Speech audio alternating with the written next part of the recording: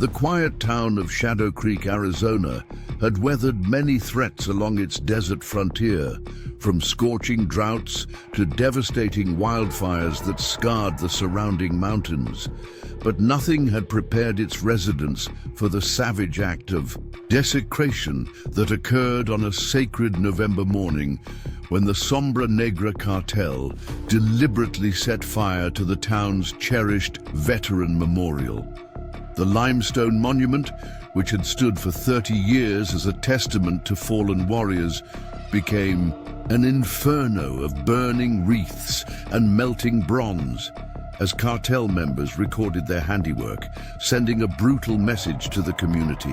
What they couldn't know was that their act of defilement would awaken a sleeping giant, bringing together an elite brotherhood of former Special Operations warriors who had long since hung up their weapons but never forgotten their oath. Morning sun cast long shadows across the charred remains of the Memorial Plaza as retired Master Sergeant Marcus Shadow Reeves traced his fingers over the blackened stone. 20 names had been rendered nearly illegible by the flames, including that of his former teammate, James Wilson. Around him, other early risers gathered quietly, their military bearing evident despite their civilian clothes. Claire Davidson, former Army intelligence officer turned local librarian, documented the damage with practiced precision while seemingly absorbed in her phone. Near the plaza entrance, Mike "Doc" Thompson, a retired combat medical specialist who now ran the town clinic, carefully collected fragments of melted bronze, his movements precise and deliberate.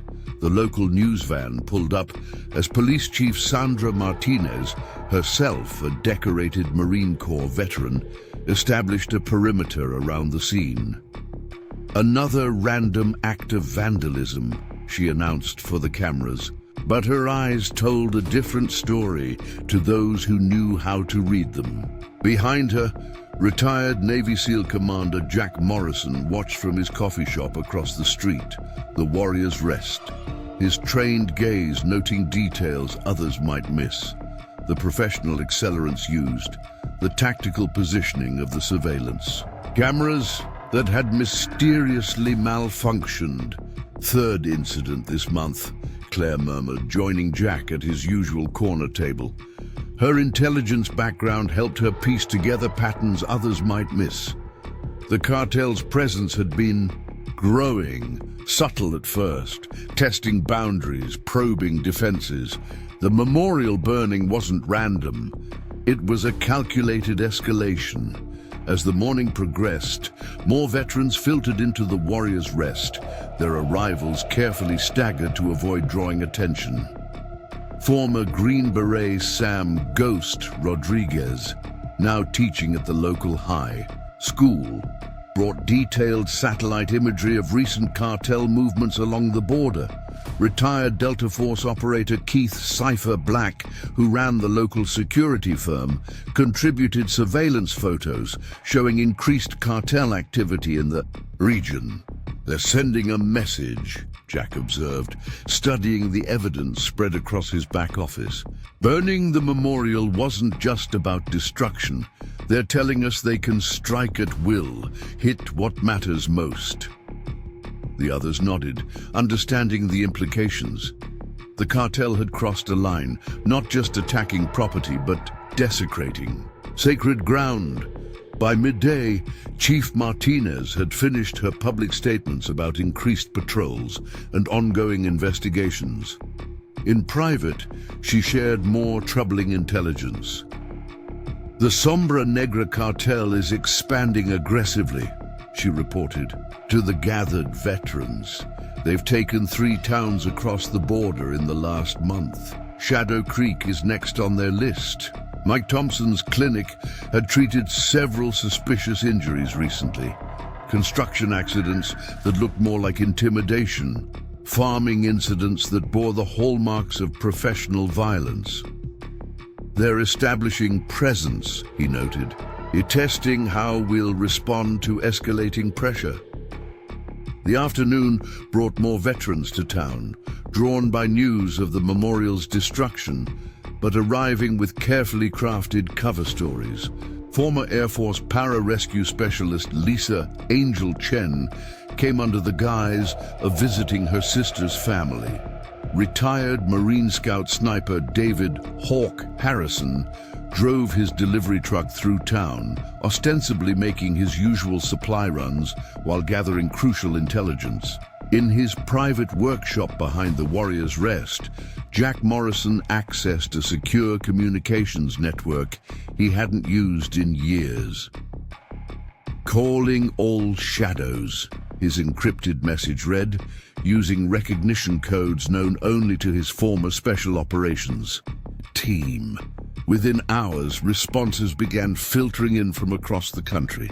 His old unit was scattered but not forgotten, and now they had reason to reunite. Claire Davidson's research revealed disturbing patterns. The Sombra Negra cartel wasn't just another criminal organization. They were sophisticated, patient, and methodical. "They've been planning this for months," she reported, showing surveillance footage of cartel members mapping the town's routines. The memorial burning wasn't impulsive. It was a calculated first strike. As evening approached, Shadow Creek appeared to return to normal, but beneath the surface, a response was taking shape. Veterans who had served in every major conflict of the past 30 years began quietly coordinating, their military training evident in their precise movements and careful communications. Keith Black's security teams reported increased cartel presence along the town's outskirts. "They're watching us," he confirmed, "waiting to see how we'll respond to the memorial burning." His observers had counted at least 30 cartel members moving into position around Shadow Creek, establishing safe houses and surveillance posts. At the local diner, retired Army Ranger Maria Viper Ortiz served coffee while monitoring suspicious customers. Her years of counterinsurgency experience helping her identify cartel scouts trying to blend in with the regular crowd.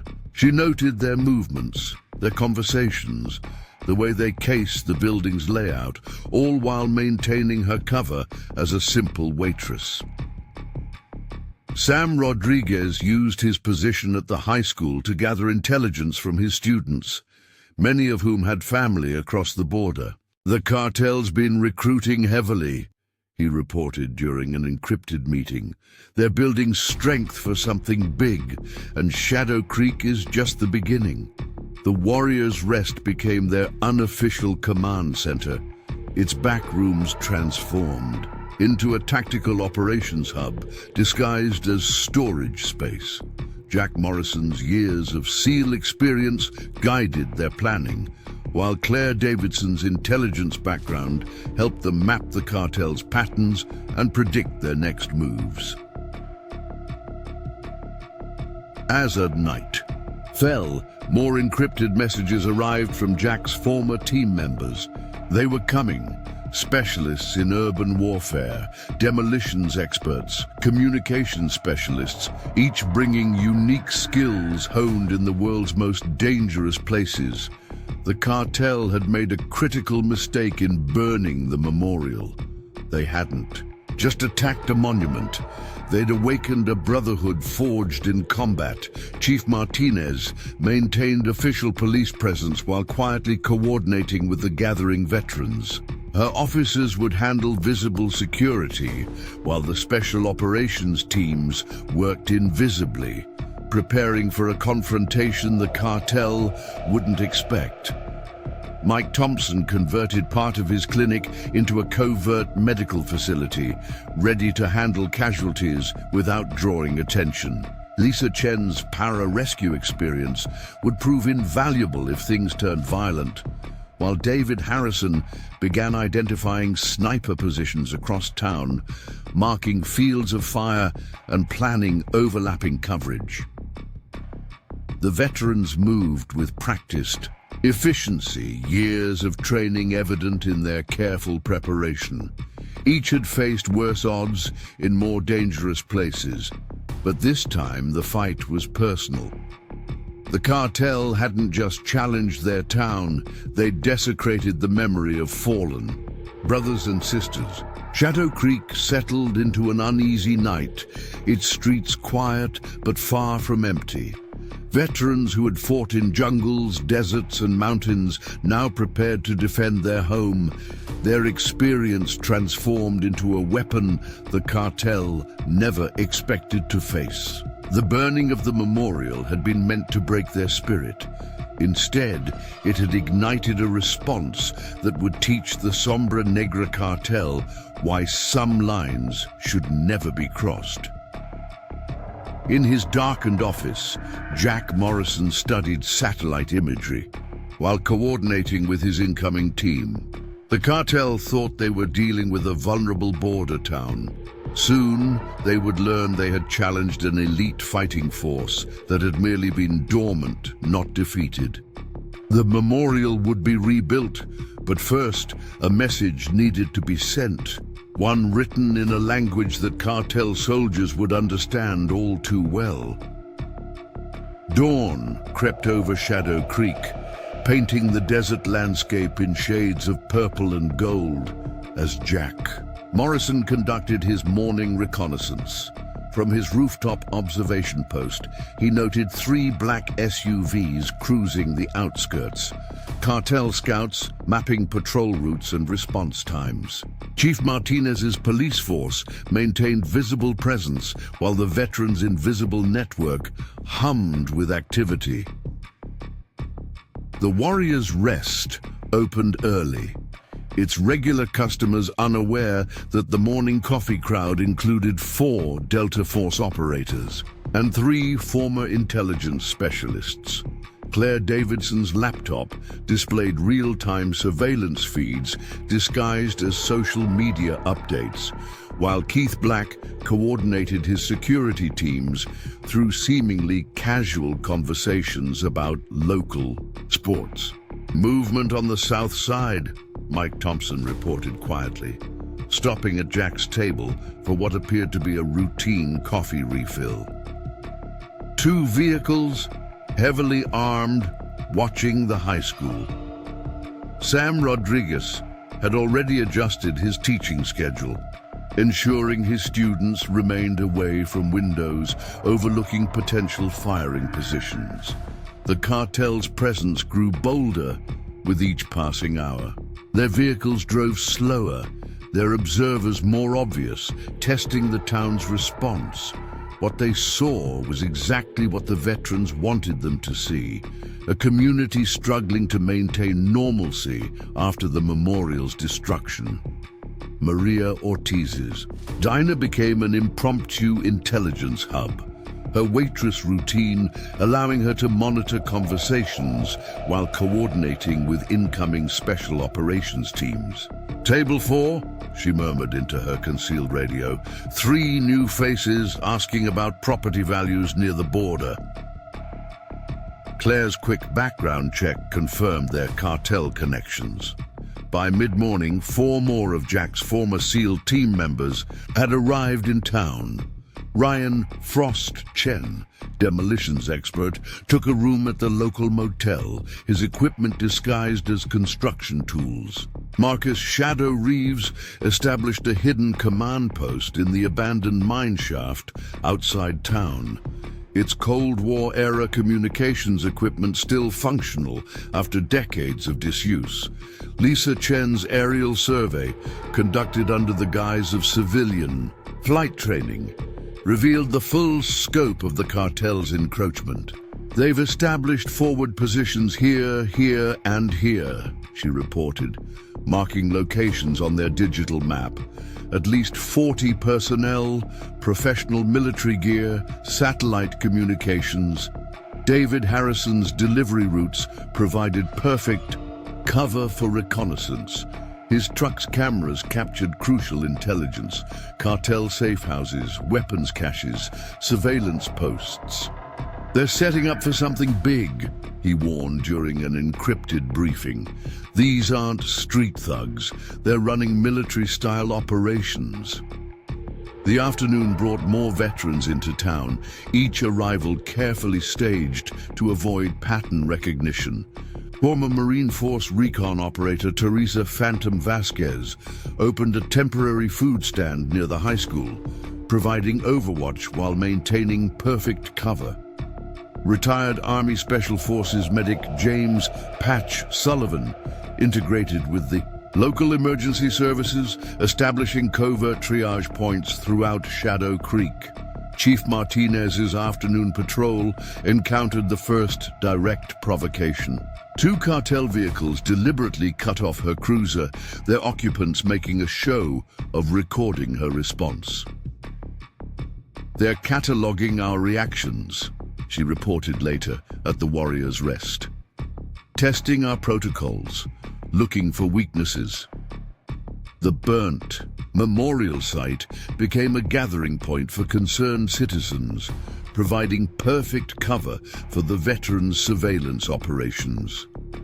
Claire Davidson organized a community meeting there, allowing Keith Black's teams to identify cartel observers while appearing to conduct innocent civilian activities.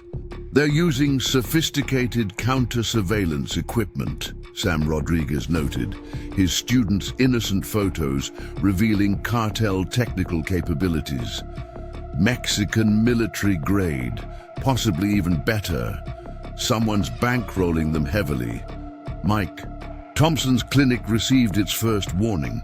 Two cartel members arrived for minor treatments, their conversation heavy with implied threats about accidents happening to uncooperative businesses. The combat medic's response was perfectly measured. Professional concern masking his strategic documentation of their equipment and communications devices. As evening approached, Jack Morrison's encrypted network tracked 15 more veterans approaching Shadow Creek.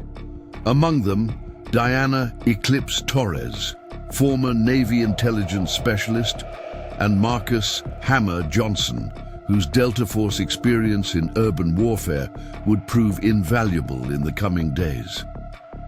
The cartel's confidence grew with the fading light. Their vehicles now moved openly through town, their observers making no effort to conceal their surveillance. They believed they were witnessing a community cowed by the memorial's destruction. Instead, they were being carefully channeled into pre-selected positions, their every move documented and analyzed.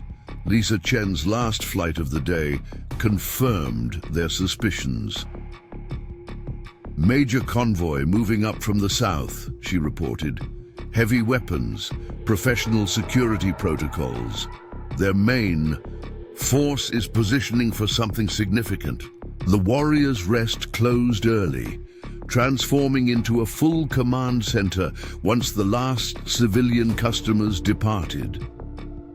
Jack Morrison's team gathered in the reinforced basement, their planning honed by years of special operations experience. "They'll probe our response tonight," he predicted, studying the tactical display. "Small incursions, testing our capabilities." Maria Ortiz's evening shift brought crucial intelligence. Cartel members discussing operations in Spanish didn't realize she understood every word, providing detailed insights into their command structure and immediate plans. Their leadership, including the notorious Diego El Cuervo Ramirez, had arrived personally to oversee their Shadow Creek operation. Keith Black's security teams reported increased activity around the town's infrastructure: power stations, water, treatment facilities, communications hubs. "They're mapping critical points," he assessed, "planning to isolate us before making their major move." the veterans' response took shape with practiced precision. Teresa Vasquez's food stand provided perfect cover for distributing encrypted communications devices to key positions throughout town. James Sullivan's emergency services network established secure evacuation routes and medical response protocols. As night settled over Shadow Creek, the veterans' preparations accelerated. Ryan Chen's demolitions expertise transformed innocent-looking construction sites into carefully prepared defensive positions. Marcus Reeves's command post coordinated with incoming teams, establishing overlapping fields of fire and interlocking support zones. The cartel's nighttime probe came exactly as predicted. 3 vehicles testing police response times, deliberately triggering alarms at different locations. Chief Martinez's officers responded exactly as planned. Professional, but not too efficient, maintaining the illusion of normal law enforcement capabilities. David Harrison's hidden observation posts tracked the cartel's movements, their infrared signatures revealing more details about their equipment and training. Former military, he confirmed, Mexican Special Forces tactics, but with some American private military contractor influence. In the darkness, more of Jack's team arrived. Michael "Ghost" Peterson, expert in psychological operations, began laying the groundwork for their counter-offensive. Sarah "Wraith" Anderson, whose CIA experience would prove crucial in the coming conflict, established her own intelligence network among the town's civilian population. The veterans moved like shadows through their town, years of special operations experience evident in their invisible deployment. Each position was chosen with careful consideration, each asset placed for maximum strategic advantage. The cartel thought they were dealing with a vulnerable border community. They were about to learn they had walked into a trap laid by some of the most experienced warriors in modern combat. Shadow Creek appeared to sleep, but beneath its quiet surface, an elite fighting force prepared for battle. The cartel had burned their memorial, thinking to break their spirit. Instead, they had provided the catalyst for a reunion of warriors who had fought in the world's most dangerous places. Now those skills would be turned to defending their home, teaching the Sombra Negra cartel the cost of underestimating American veterans. Pre-dawn darkness cloaked Shadow Creek as the first phase of the veterans' response began. Michael "Ghost" Peterson initiated their psychological operation, strategically leaving evidence of professional counter-surveillance at key cartel observation points. Just enough to make them question their intelligence, not enough to reveal the full scope of the veterans' capabilities. Sarah "Wraith" Anderson's civilian network activated silently. Shop owners, school teachers, and local workers, all carefully selected and trained over the past 48 hours, began feeding information through encrypted channels. Every cartel movement, every suspicious conversation, every unfamiliar face was documented and analyzed. The Warriors' Rest opened at its usual time, Jack Morrison's practiced routine masking the command center, humming beneath the cafe's casual atmosphere. Diana Eclipse Torres monitored communications from a hidden station in the kitchen, intercepting cartel transmissions with equipment disguised as restaurant supplies. "They're moving additional forces into position," Claire Davidson reported, her laptop displaying satellite feeds masked as marketing research. 3 new groups, professional military formations, approaching from the southeast. Keith Black's security teams tracked their progress while maintaining their own cover as routine patrols. Marcus "Shadow" Reeves coordinated from the mineshaft command post, directing the placement of Ryan Chen's specialized equipment. They're establishing a perimeter, he noted, studying thermal imaging feeds. Standard Mexican Special Forces doctrine, but with some interesting modifications. The morning brought the first test of their preparations.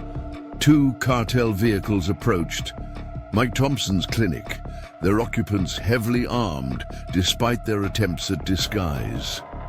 Inside, James Patch Sullivan's medical team maintained perfect cover while activating hidden defensive measures. The cartel's inspection revealed exactly what the veterans wanted them to see.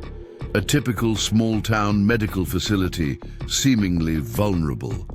Lisa Chen's morning flight patrol identified new cartel positions. They've set up sniper nests here and here, she reported, marking locations on their tactical display. Professional equipment, experienced operators. David Harrison's team began establishing counter positions, their movements masked by routine delivery operations. At the high school, Sam Rodriguez's students provided unwitting cover for Teresa Phantom Vasquez's surveillance operation. Her food stand's position offered perfect observation of cartel, vehicles establishing surveillance points near the school. They're mapping entry points, she confirmed through secured channels, planning something involving the students. Chief Martinez's morning briefing brought the first indication that their psychological operation was working. Their pattern is changing, she reported, sharing police surveillance footage. They're second-guessing their intelligence, starting to look over their shoulders. Michael Peterson's careful placement of counter-surveillance signatures had planted the first seeds of doubt. The cartel's response came swiftly. Additional technical teams arrived, their vehicles loaded with sophisticated detection equipment. They're sweeping for our surveillance, Diana Torres noted, monitoring their communications. But our passive measures are hiding in their own signal noise.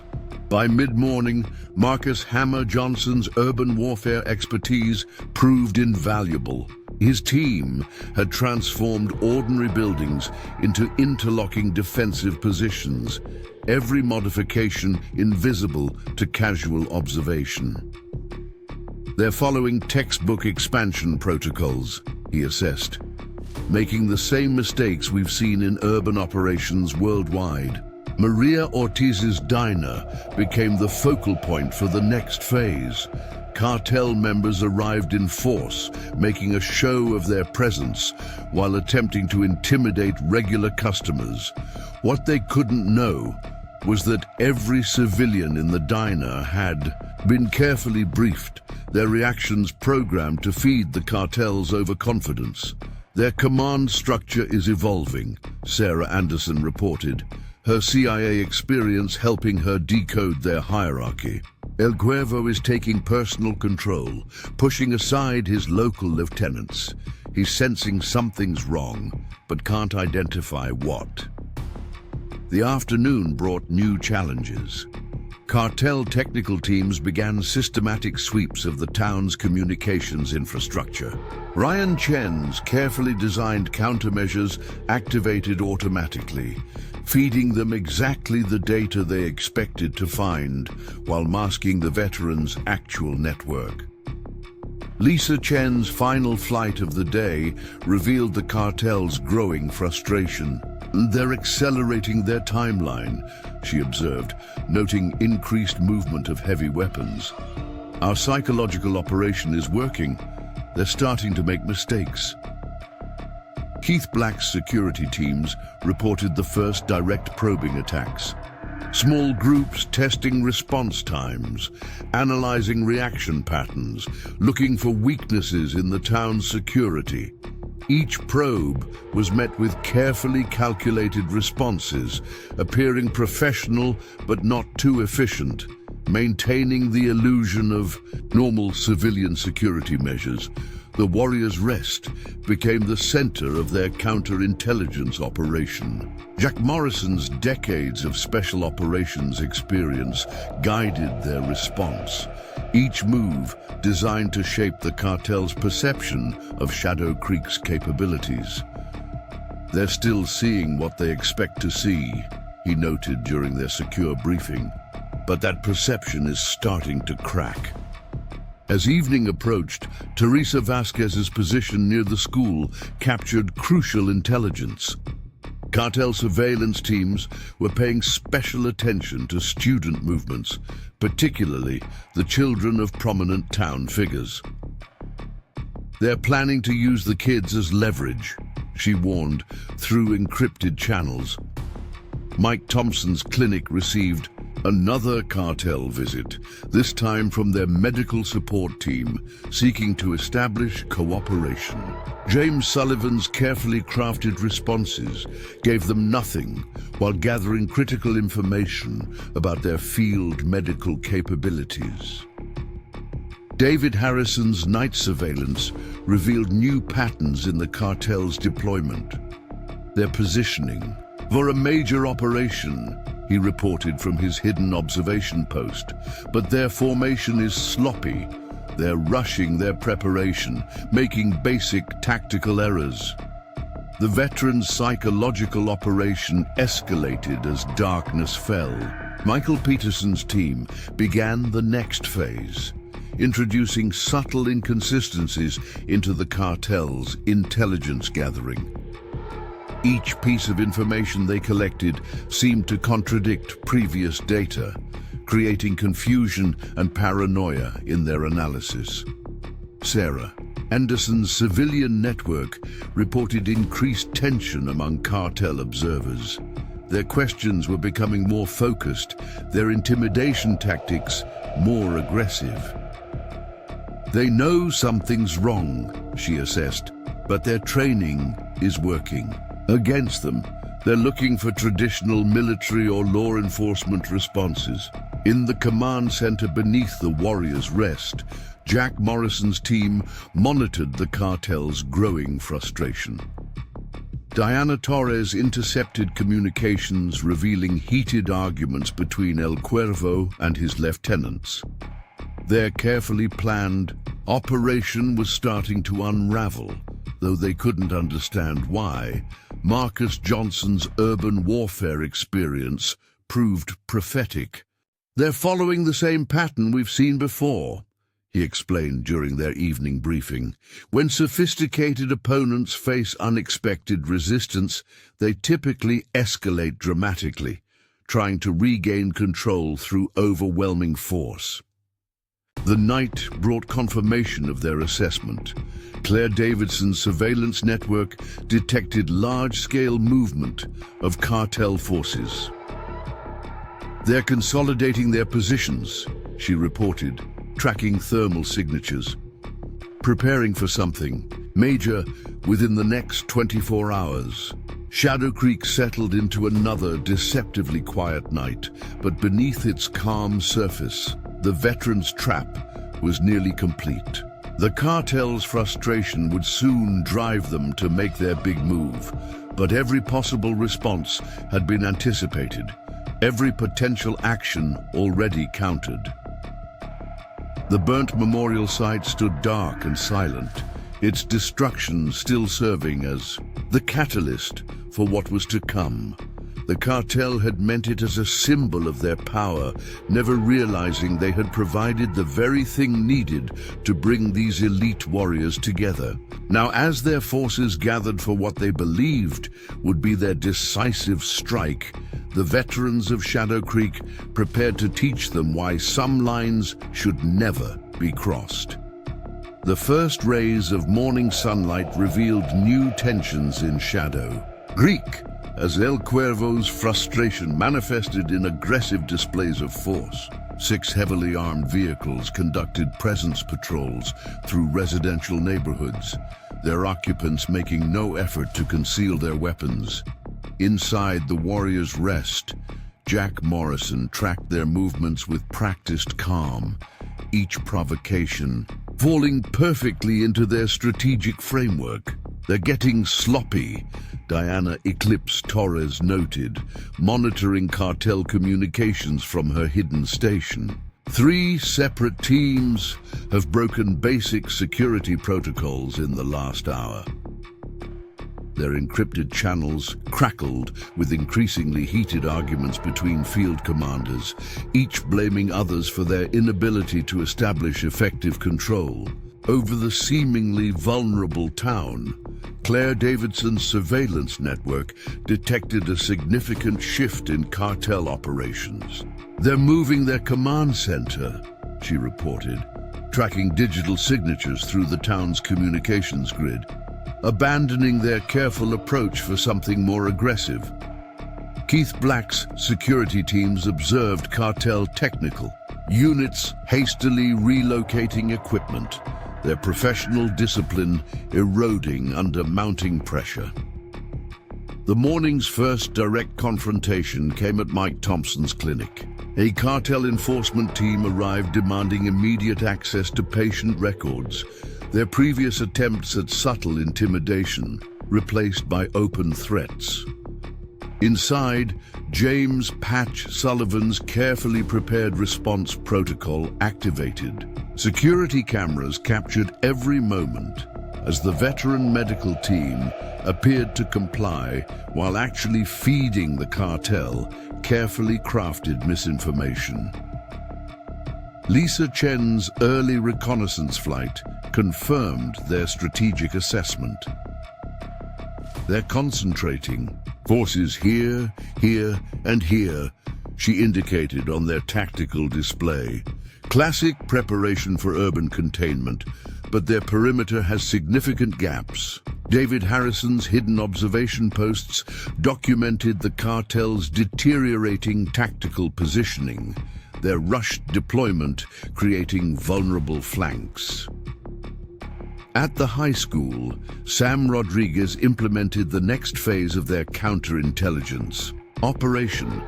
His students' seemingly innocent social media activity, carefully guided through Sarah Wraith Anderson's network, began feeding the cartel contradictory information about the town's emergency response capabilities. Maria Ortiz's diner became the scene of the morning's second confrontation. Cartel members attempted to establish an observation post, demanding a permanent table overlooking the main street. What they couldn't know was that every angle of view from their chosen position had been carefully calculated to show them exactly what the veterans wanted them to see. Their tactical decisions are becoming increasingly reactive, Marcus Hammer Johnson observed during their secure morning briefing. They're abandoning their strategic framework, responding to phantoms we've created. Michael Ghost, Peterson's psychological operation, had succeeded in creating an atmosphere of uncertainty that was eroding the cartel's operational confidence. Chief Martinez's police force maintained their carefully calibrated response pattern, appearing professional but deliberately less efficient than their actual capabilities.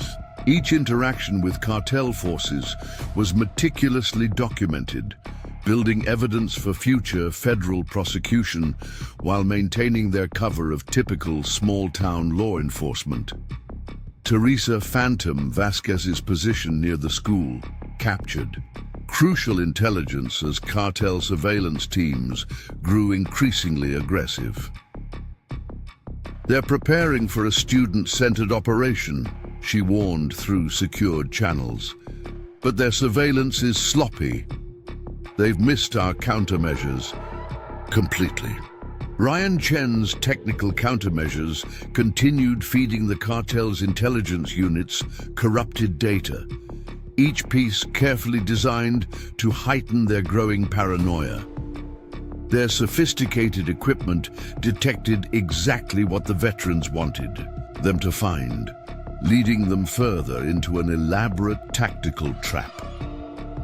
By mid-morning, Marcus "Shadow" Reeves coordinated the next phase from his command post. Their force distribution is exactly where we want it, he confirmed, studying thermal imaging feeds. Every aggressive move they make pushes them further into our prepared positions. The cartel's mounting frustration manifested in their first serious tactical error. A heavy weapons team established position without proper reconnaissance, their location immediately compromised by Sarah Anderson's civilian observation network. They're starting to ignore basic security protocols, she reported. Pressure is breaking down their command structure.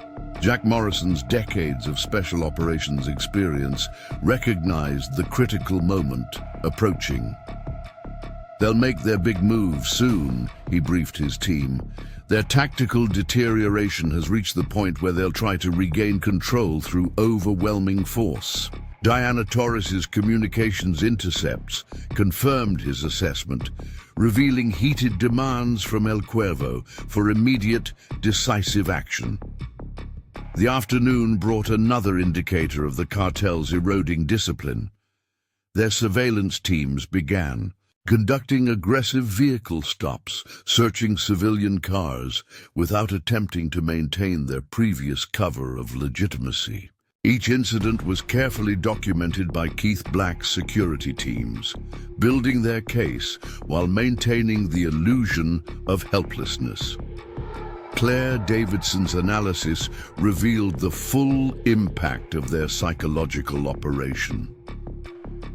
Their intelligence gathering has completely fragmented, she reported, tracking digital signatures across their network.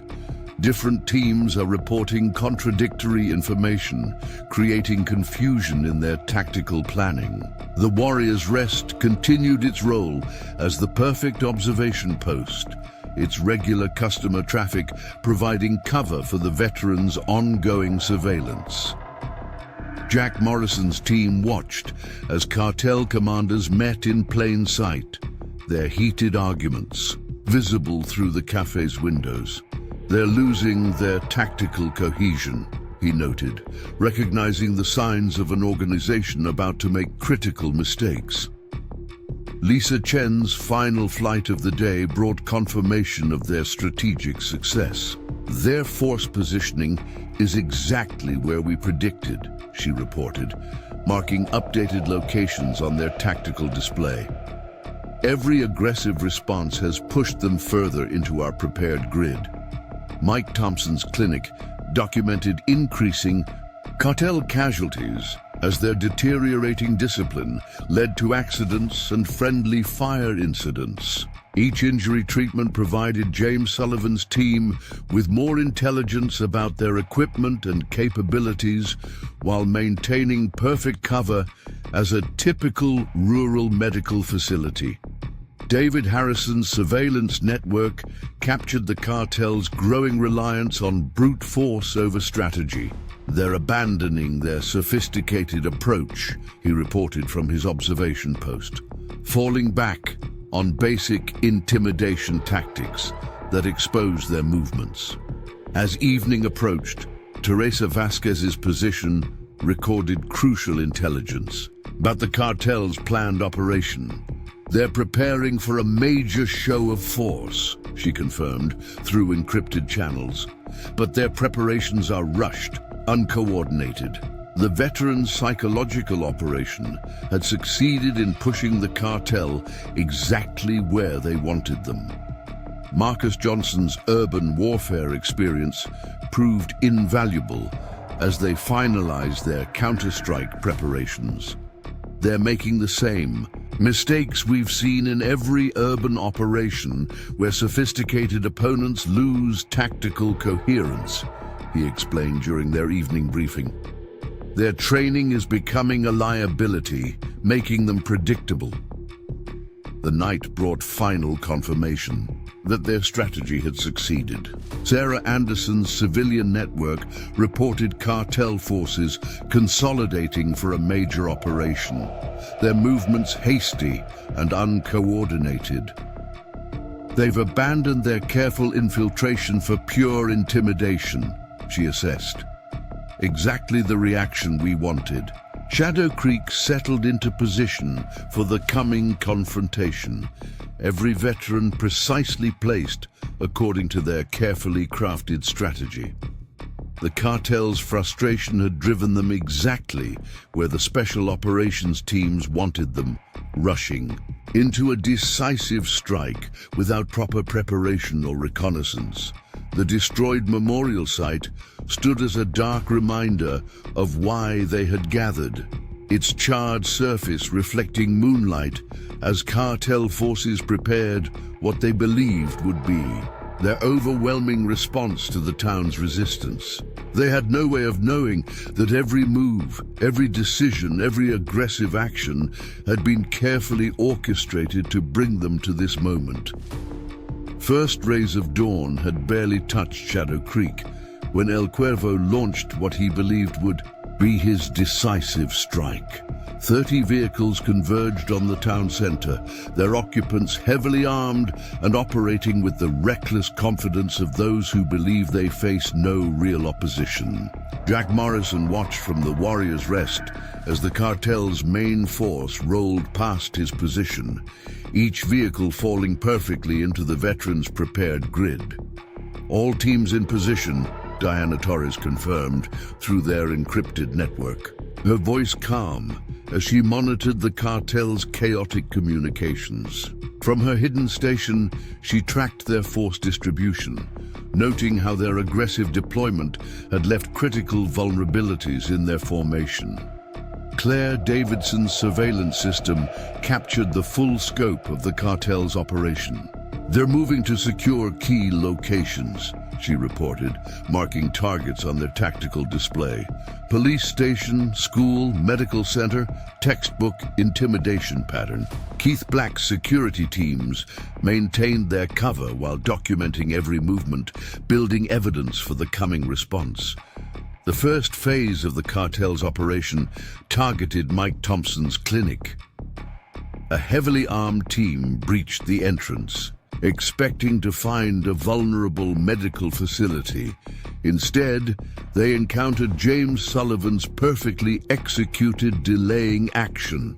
Every room they searched had been carefully prepared. Each piece of evidence they seized actually misinformation planted by the veterans. Lisa Chen's morning reconnaissance confirmed their tactical advantage. "They've committed their reserves," she transmitted from her observation altitude. No backup forces within response range.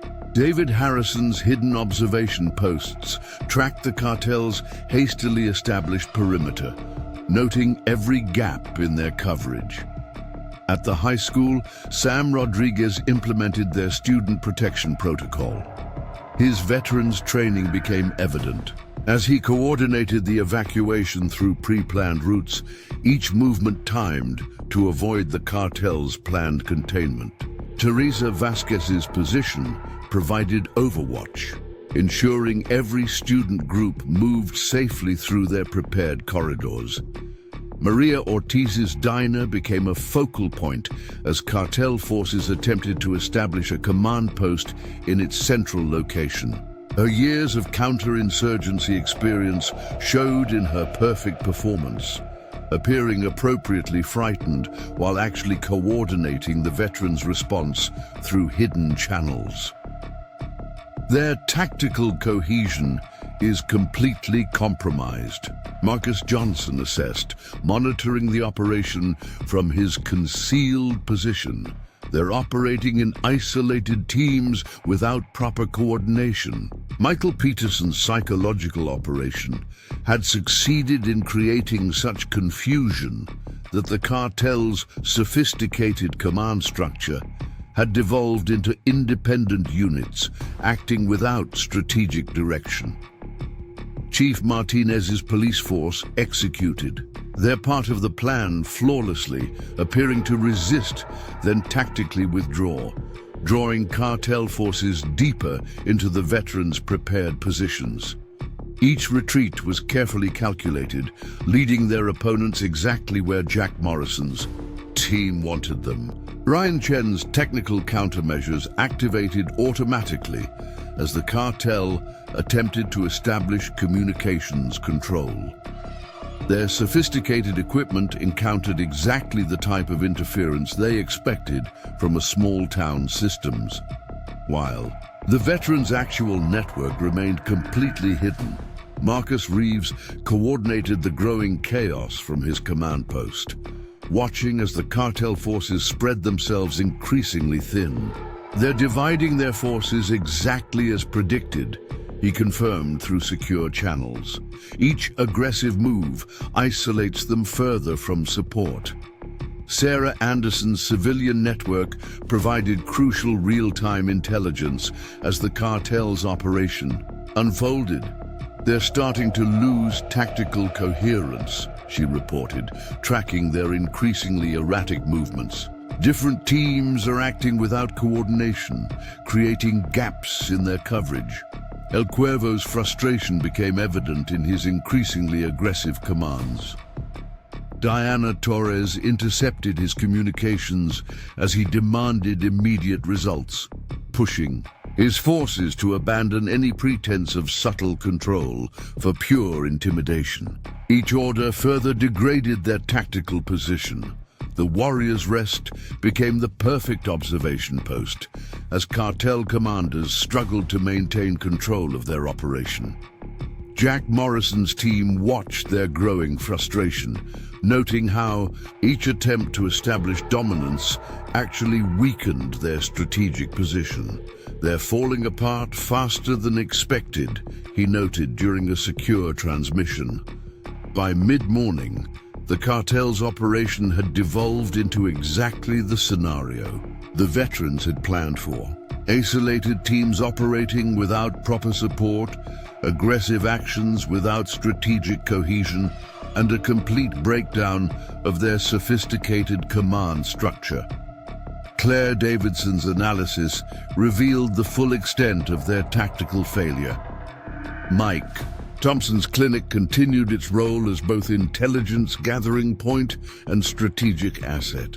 Each cartel team that entered found exactly what the veterans wanted them to find, while James Sullivan's medical team documented their equipment, capabilities, and growing casualties from their own lack of coordination.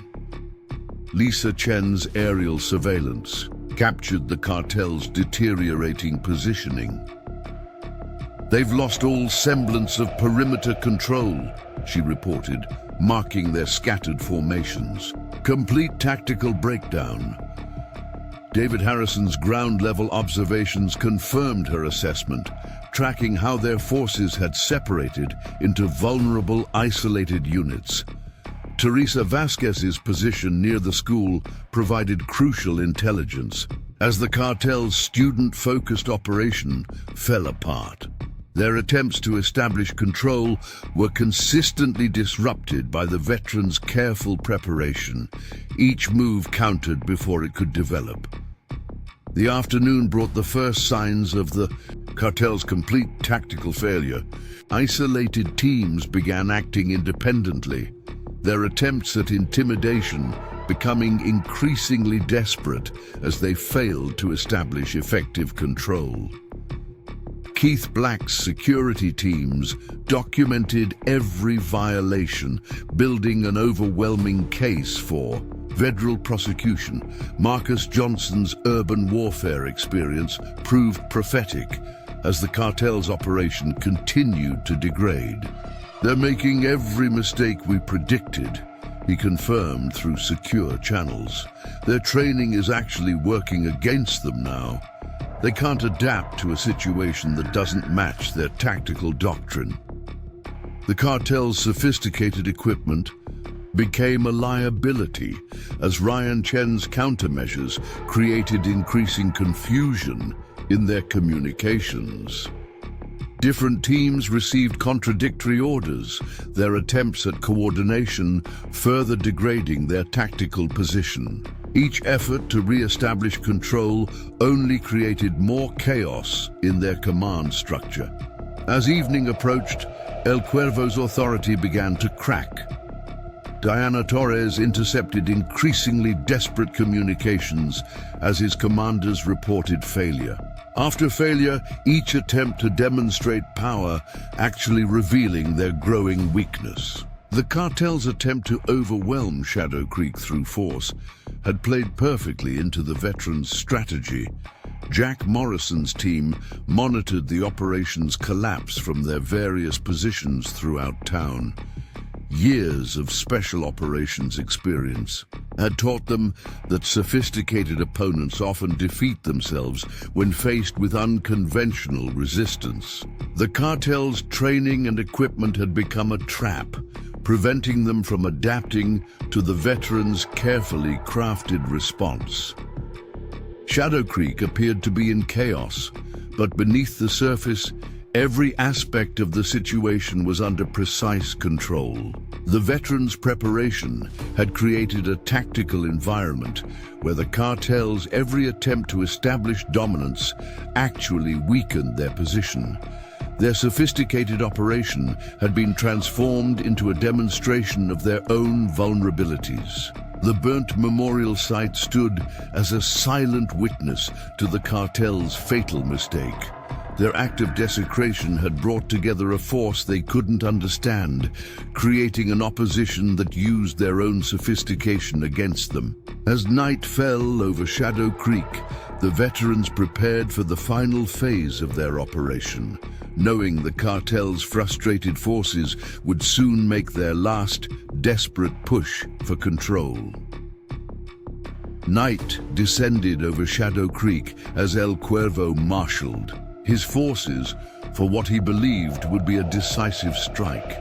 50 vehicles converged on pre-selected positions, their occupants armed with military-grade weapons and operating with the desperate aggression of those who sense their control slipping.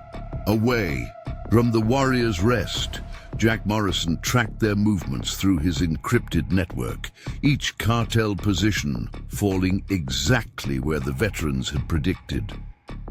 Multiple tactical teams deploying, Diana Torres reported from her hidden communications center. Their encrypted channels are breaking down, switching to open frequencies. Her surveillance captured increasingly frantic exchanges between cartel commanders as their sophisticated command structure continued to unravel. Claire Davidson's monitoring system detected a dramatic shift in cartel operations. They're abandoning all pretense of covert action, she analyzed, studying their digital signatures, moving to full military-style assault positions. Keith Black's security teams documented the cartel's hasty deployment, noting how their professional training degraded under mounting pressure. Mike Thompson's clinic became their first major target. 3 heavily armed units breached the perimeter, expecting to find a vulnerable medical facility. Instead, they encountered James Sullivan's carefully orchestrated response.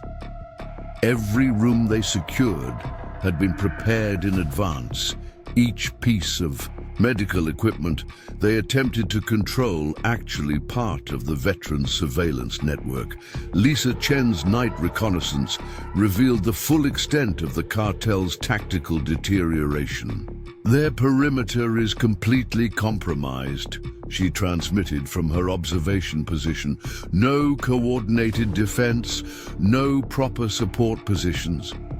David Harrison's ground teams confirmed her assessment, tracking the cartel's scattered formations. Through thermal imaging, at the high school, Sam Rodriguez activated their final defensive protocol. Years of special operations training became evident as he coordinated with Teresa Vasquez's overwatch position, ensuring every approach to the building was covered by the veterans' prepared response teams. The cartel's planned assault would find no soft targets. Maria Ortiz's diner transformed into a critical observation post as cartel forces established what they thought was a secure command position. Her counterinsurgency experience showed in every detail, from the strategic placement of surveillance devices to the carefully crafted atmosphere of civilian fear that mask their actual capabilities. "They're making every mistake in the manual," Marcus Johnson assessed from his concealed position, "rushing their deployment, ignoring basic security protocols, compromising their own communications." Michael Peterson's psychological operation had created such deep uncertainty that the cartel's professional military training had become a liability. Chief Martinez's police force executed the next phase of their plan with precision, appearing to withdraw under pressure while actually channeling cartel forces into prepared containment zones. Each tactical retreat drew their opponents deeper into the veterans' interlocking fields of fire. Ryan Chen's technical countermeasures activated automatically as the cartel attempted to establish secure communications. Their sophisticated equipment encountered precisely calculated interference, forcing them to abandon encrypted channels for vulnerable open frequencies that Diana Torres's team monitored with ease. Marcus Reeves coordinated the developing situation from his command post, watching thermal signatures as cartel forces positioned themselves exactly where the veterans wanted them. "They're establishing textbook assault formations," he confirmed, "through secure channels, complete predictability in their deployment." Sarah Anderson's civilian network provided crucial updates as the cartel's operation reached its critical phase. "Their command structure is collapsing," she reported, tracking increasingly erratic movements through her observation grid. Individual units acting without coordination, compromising their own security. El Cuervo's frustration manifested in increasingly aggressive orders, each command further degrading his force's tactical position. Diana Torres intercepted his communications as he demanded immediate action, pushing his teams to abandon any remaining pretense of strategic deployment for pure force. The Warriors' Rest became the perfect vantage point as cartel commanders struggled to maintain any semblance of control. Jack Morrison's team observed their deteriorating discipline, noting how each attempt to assert dominance actually weakened their strategic positioning. "They're setting themselves up for complete tactical failure," he transmitted to his coordinated teams. By midnight, the cartel's operation had devolved into exactly the scenario the veterans had prepared for. Isolated units operating without proper support, aggressive actions without strategic coherence, and a complete breakdown of their professional command structure. Claire Davidson's analysis painted a clear picture of their collapse. Mike Thompson's clinic continued gathering crucial intelligence as cartel forces attempted to establish control. Each team that entered found exactly what the veterans wanted them to find, while James Sullivan's medical personnel documented their equipment, capabilities, and mounting casualties from their own lack of coordination. Lisa Chen's aerial surveillance tracked the cartel's final positioning. "They've lost all tactical cohesion," she reported, marking their scattered formations on the strategic display. "Complete breakdown of perimeter security." David Harrison's ground-level observations confirmed her assessment, tracking how their forces had separated into vulnerable, isolated units. Teresa Vasquez's position provided critical intelligence. As the cartel's forces continued to degrade, their attempts to establish control points were consistently disrupted by the veterans' careful preparation. Each move countered before it could develop into an effective tactical position. The night brought clear signs of the cartel's impending collapse. Isolated teams began acting without authorization, their attempts at intimidation becoming increasingly desperate as they failed to establish any effective control. Keith Black's security teams documented every violation, building an overwhelming case for federal intervention. Marcus Johnson's urban warfare experience proved invaluable as the cartel's operation continued to unravel. They're following every predictable pattern, he confirmed through secure channels. Their training has become a disadvantage. They can't adapt to our unconventional response. The cartel's sophisticated equipment turned into a critical weakness, as Ryan Chen's countermeasures created cascading failures in their communications. Different units received contradictory orders, their attempts at coordination further degrading their tactical positioning. Each effort to re-establish control only created more chaos in their command structure. As the operation reached its critical point, El Cuervo's authority crumbled completely. Diana Torres intercepted increasingly desperate communications as his commanders reported failure after failure, each attempt to demonstrate power actually revealing their growing vulnerability. The cartel's attempt to overwhelm Shadow Creek through pure force had played perfectly into the veterans' carefully crafted strategy. Jack Morrison's team monitored the operation's final dissolution from their positions throughout town. Decades of special operations experience had taught them that sophisticated opponents often defeat themselves when faced with properly prepared resistance. The cartel's professional training and advanced equipment had become a trap, preventing them from adapting to the veterans' coordinated response. Shadow Creek appeared to be under siege, but beneath the surface, every aspect of the situation remained. Under precise veteran control, their preparation had created a tactical environment where the cartel's every attempt to establish dominance actually weakened their strategic position. Their sophisticated operation had been transformed into a demonstration of their own vulnerabilities. The destroyed memorial site stood as a testament to the cartel's fatal miscalculation. Their act of desecration had united a force they couldn't comprehend, creating an opposition that used their own sophistication against them. As the night deepened over Shadow Creek, the veterans prepared for the final phase of their operation, knowing the cartel's frustrated forces would soon make their last desperate attempt to salvage their crumbling control.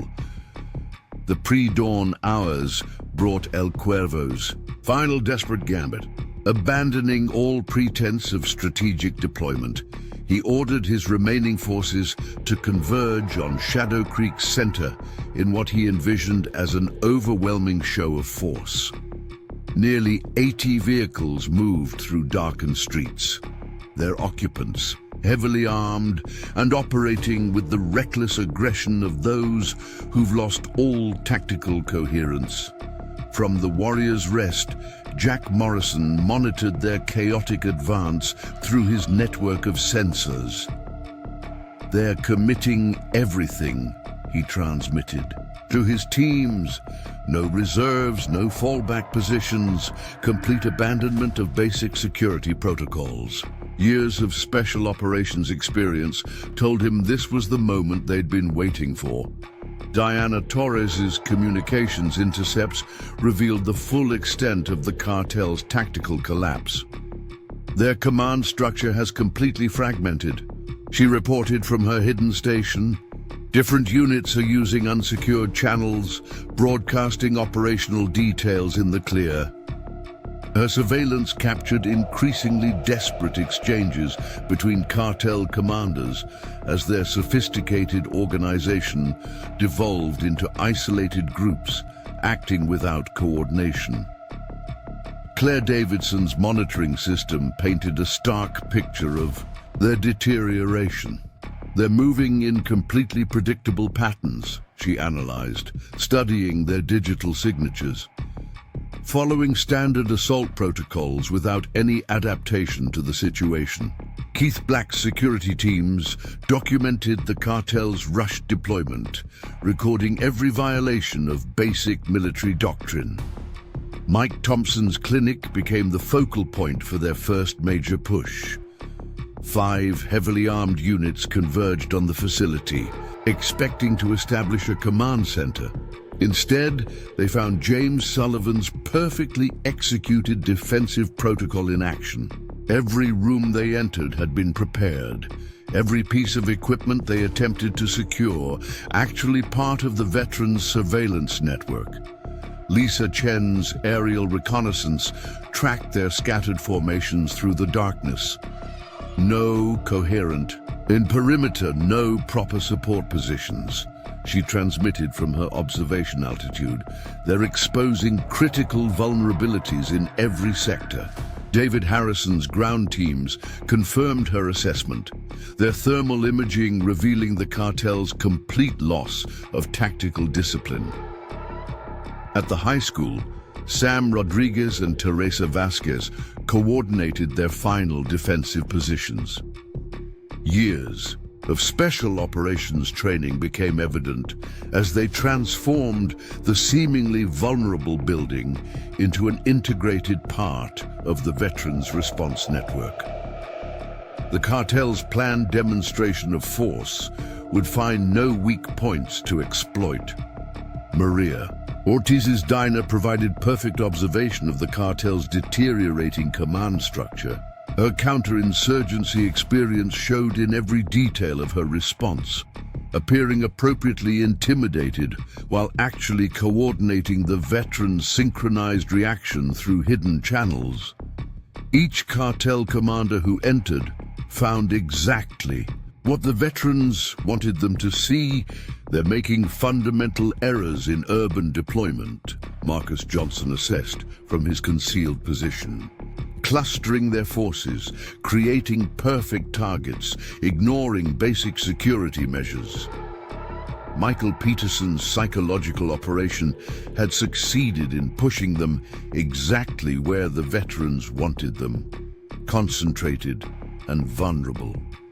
Chief Martinez's police force executed the next phase of their plan with practiced precision. Each tactical withdrawal drew cartel forces deeper into prepared positions, their aggressive pursuit blinding them to the trap being sprung. Her officers maintained perfect cover of standard law enforcement response while actually channeling the enemy exactly where Jack Morrison's team needed them. Ryan Chen's technical countermeasures activated automatically as the cartel attempted to establish centralized control. Their sophisticated communications equipment encountered precisely calculated interference, forcing them to abandon any pretense of secure operations. Each attempt to coordinate their forces only created more confusion in their ranks. Marcus Reeves directed the developing situation from his command post, watching thermal signatures as cartel forces positioned themselves for their final push. They're establishing textbook assault formations, he confirmed through secure channels. Complete predictability in their deployment, no adaptation to the environment. Sarah Anderson's civilian network provided crucial updates as the cartel's operation reached its culmination. Their command structure has completely collapsed, she reported, tracking increasingly chaotic movements through her observation grid. Individual units acting without authorization, compromising their own security protocols. El Cuervo's frustration manifested in increasingly irrational orders, each command further degrading his force's tactical position. Diana Torres intercepted his communications as he demanded immediate results, pushing his teams to abandon any remaining pretense of professional military operation for pure brute force. The Warrior's Rest became the perfect vantage point as cartel Commanders struggled to maintain any semblance of control over their scattered forces. Jack Morrison's team observed their deteriorating discipline, noting how each attempt to assert dominance actually weakened their strategic positioning. "They're setting themselves up for complete tactical failure," he transmitted to his coordinated teams. Mike Thompson's clinic continued gathering crucial intelligence as cartel forces attempted to establish control. Each team that entered found exactly what the veterans wanted them to find, while James Sullivan's medical personnel documented their equipment, capabilities, and mounting casualties from their own lack of coordination. Lisa Chen's aerial surveillance tracked the cartel's final positioning in real time. "They've lost all tactical coherence," she reported, marking their scattered formations on the strategic display. "Complete breakdown of perimeter security and support elements." David Harrison's ground-level observations confirmed her assessment, tracking how their forces had separated into vulnerable, isolated units. Teresa Vasquez's position provided critical intelligence as the cartel's forces continued to degrade. Their attempts to establish control points were consistently disrupted by the veterans' careful preparation. Each move countered before it could develop into an effective tactical position. The pre-dawn darkness brought clear signs of the cartel's impending collapse. Isolated teams began acting without authorization, their attempts at intimidation becoming increasingly desperate as they failed to establish any effective control. Keith Black's security teams documented every violation, building an overwhelming case for federal intervention.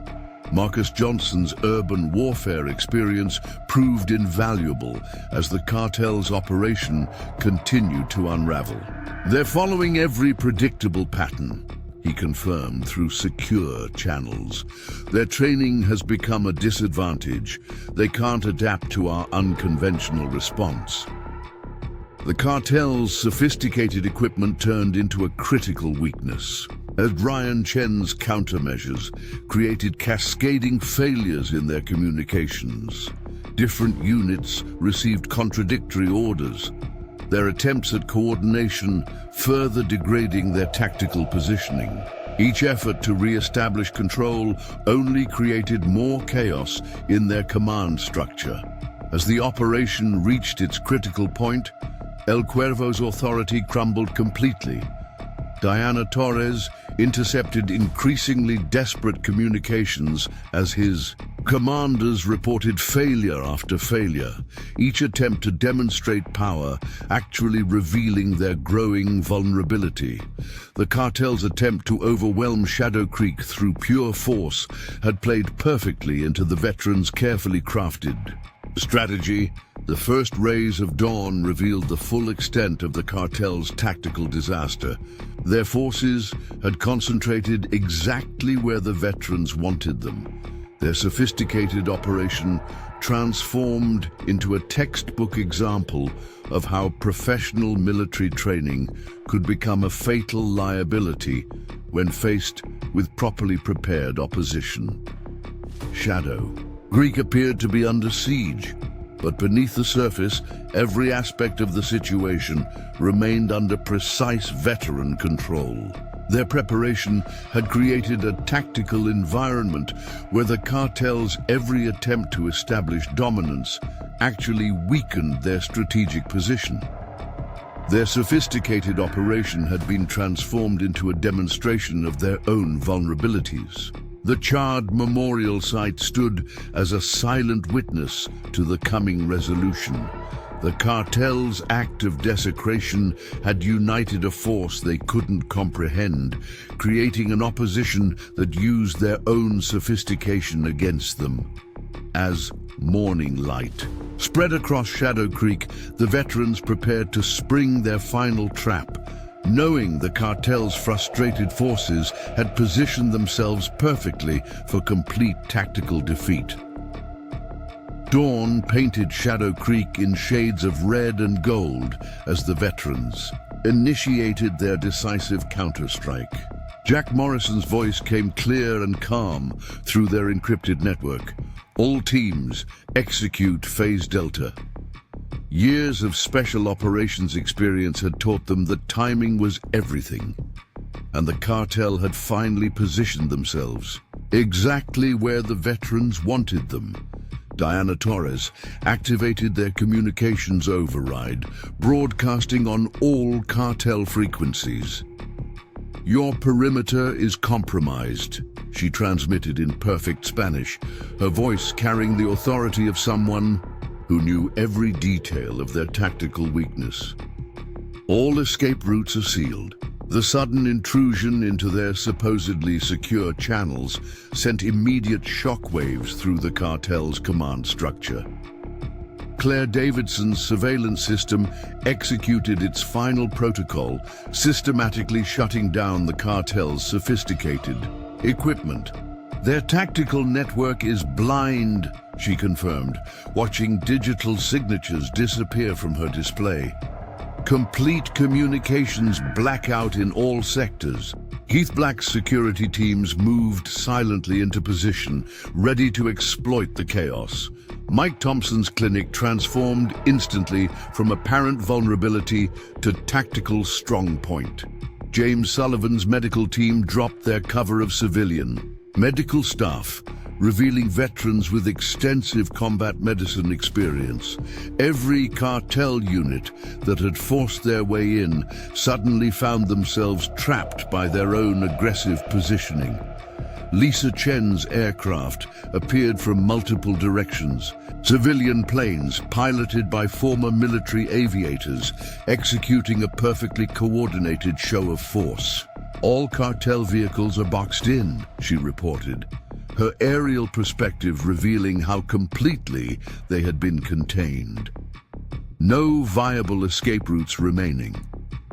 David Harrison's ground teams confirmed her assessment, their positions creating interlocking fields of fire. At the high school, Sam Rodriguez and Teresa Vasquez sprung their carefully prepared trap. What the cartel had seen as a vulnerable target suddenly bristled with defensive positions, every approach covered by veterans who'd spent careers perfecting urban combat techniques. Their attempted intimidation of the school had become their tactical nightmare. Maria Ortiz's diner, which the cartel had chosen as a command post, revealed its true nature. Hidden defensive positions activated automatically, transforming the seemingly simple restaurant into a fortress that controlled key intersections. Her years of counterinsurgency experience showed in the perfect execution of their prepared response. Complete tactical superiority achieved, Marcus Johnson reported from his position. Every cartel unit is isolated and contained. Michael, Peterson's psychological operation had succeeded beyond their expectations, pushing the enemy into positions that maximized their vulnerability while minimizing their ability to coordinate any effective response. Chief Martinez's police force executed the final phase of their operation with practiced precision. What had appeared to be tactical retreats now revealed themselves as carefully planned maneuvers, each designed to split and isolate cartel units. Her officers dropped their pretense of standard law enforcement, showing the skilled tactical operators they truly were. Ryan Chen's technical countermeasures delivered the finishing blow to the cartel's sophisticated equipment. Their communications network, already compromised, failed completely under his precisely targeted electronic assault. Cartel commanders found themselves unable to coordinate any response to the suddenly revealed threat. Marcus Reeves directed the synchronized operation from his command post, watching thermal signatures as the veteran's trap closed perfectly. "All units in position," he confirmed through secure channels. Enemy forces contained in pre-designated sectors. Years of special operations planning showed in the flawless execution of their coordinated response. Sarah Anderson's civilian network transformed before the cartel's eyes. What they had dismissed as harmless townspeople suddenly showed the discipline and coordination of experienced combat veterans. Every street became a potential ambush point, every building a possible strong point manned by skilled operators. El Cuervo's final attempt to regain control met absolute failure as Diana Torres's communications team isolated his command frequency. "Your organization has been compromised," she transmitted on their emergency channel. "Federal response teams are already in position." The panic in his responding orders revealed the complete collapse of his authority. The warrior's rest shed, its cover as a simple coffee shop, becoming the command and control center it had always been. Jack Morrison's team coordinated the multi-layered operation with practiced efficiency, each element executing their role in perfect synchronization. "All teams execute containment protocols," his calm voice directed through their secure network. Mike Thompson's position provided the first confirmation of the cartel's tactical collapse. "Enemy units attempting to abandon vehicles," he reported, watching through sophisticated surveillance equipment. "Complete breakdown of command structure observed." James Sullivan's team maintained perfect coverage while documenting every aspect of the cartel's disintegration. Lisa Chen's aerial assets continued their coordinated show of force. Civilian aircraft executing military precision maneuvers that demonstrated complete control of the airspace. "No cartel movement possible without direct observation," she confirmed, her pilots maintaining perfect tactical positioning above the contained enemy forces. Teresa Vasquez's team reported similar success from their sector. "Hostile units completely isolated," she transmitted through secure channels. "All attempted coordination between cartel elements has failed." The veterans' careful preparation had transformed every cartel strength into a critical weakness. The morning light revealed the full extent of the veterans' tactical triumph. Keith Black's security teams had contained every cartel unit. Their sophisticated equipment rendered useless by Ryan Chen's countermeasures. Each attempt to establish any form of coordinated response only highlighted their complete tactical failure. Marcus Johnson's urban warfare expertise showed in the perfect execution of their containment strategy. "Enemy forces divided exactly as planned," he confirmed through encrypted channels. "No possibility of effective resistance remaining." The cartel's military training had become their greatest liability, making their responses predictable and ineffective. The sound of approaching helicopters marked the arrival of federal response. Teams carefully coordinated through Sarah Anderson's network. "FBI tactical units confirming our containment grid," she reported, watching as professional law enforcement seamlessly integrated with the veterans' operation. Complete documentation of cartel activities secured. Diana Torres's communications intercepts captured the final dissolution of the cartel's command structure. "Multiple units attempting surrender," she reported, monitoring their unsecured channels. Complete collapse of organizational cohesion confirmed. El Cuervo's desperate final orders went unheeded as his forces recognized the hopelessness of their position. Shadow Creek's transformation from apparent vulnerability to complete tactical dominance stood as a testament to the veterans' perfect planning and execution. Every cartel advantage had been turned against them, every sophisticated piece of equipment rendered useless by superior preparation and coordination. The burnt memorial site, which had sparked their fatal miscalculation, now served as silent witness to the cartel's complete defeat.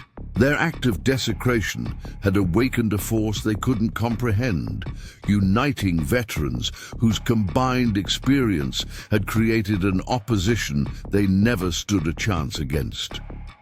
Jack Morrison watched from the Warriors' Rest as federal agents began, securing cartel members and equipment. Years of special operations experience had taught him that the most effective victories often came not through superior firepower, but through perfect preparation and coordination.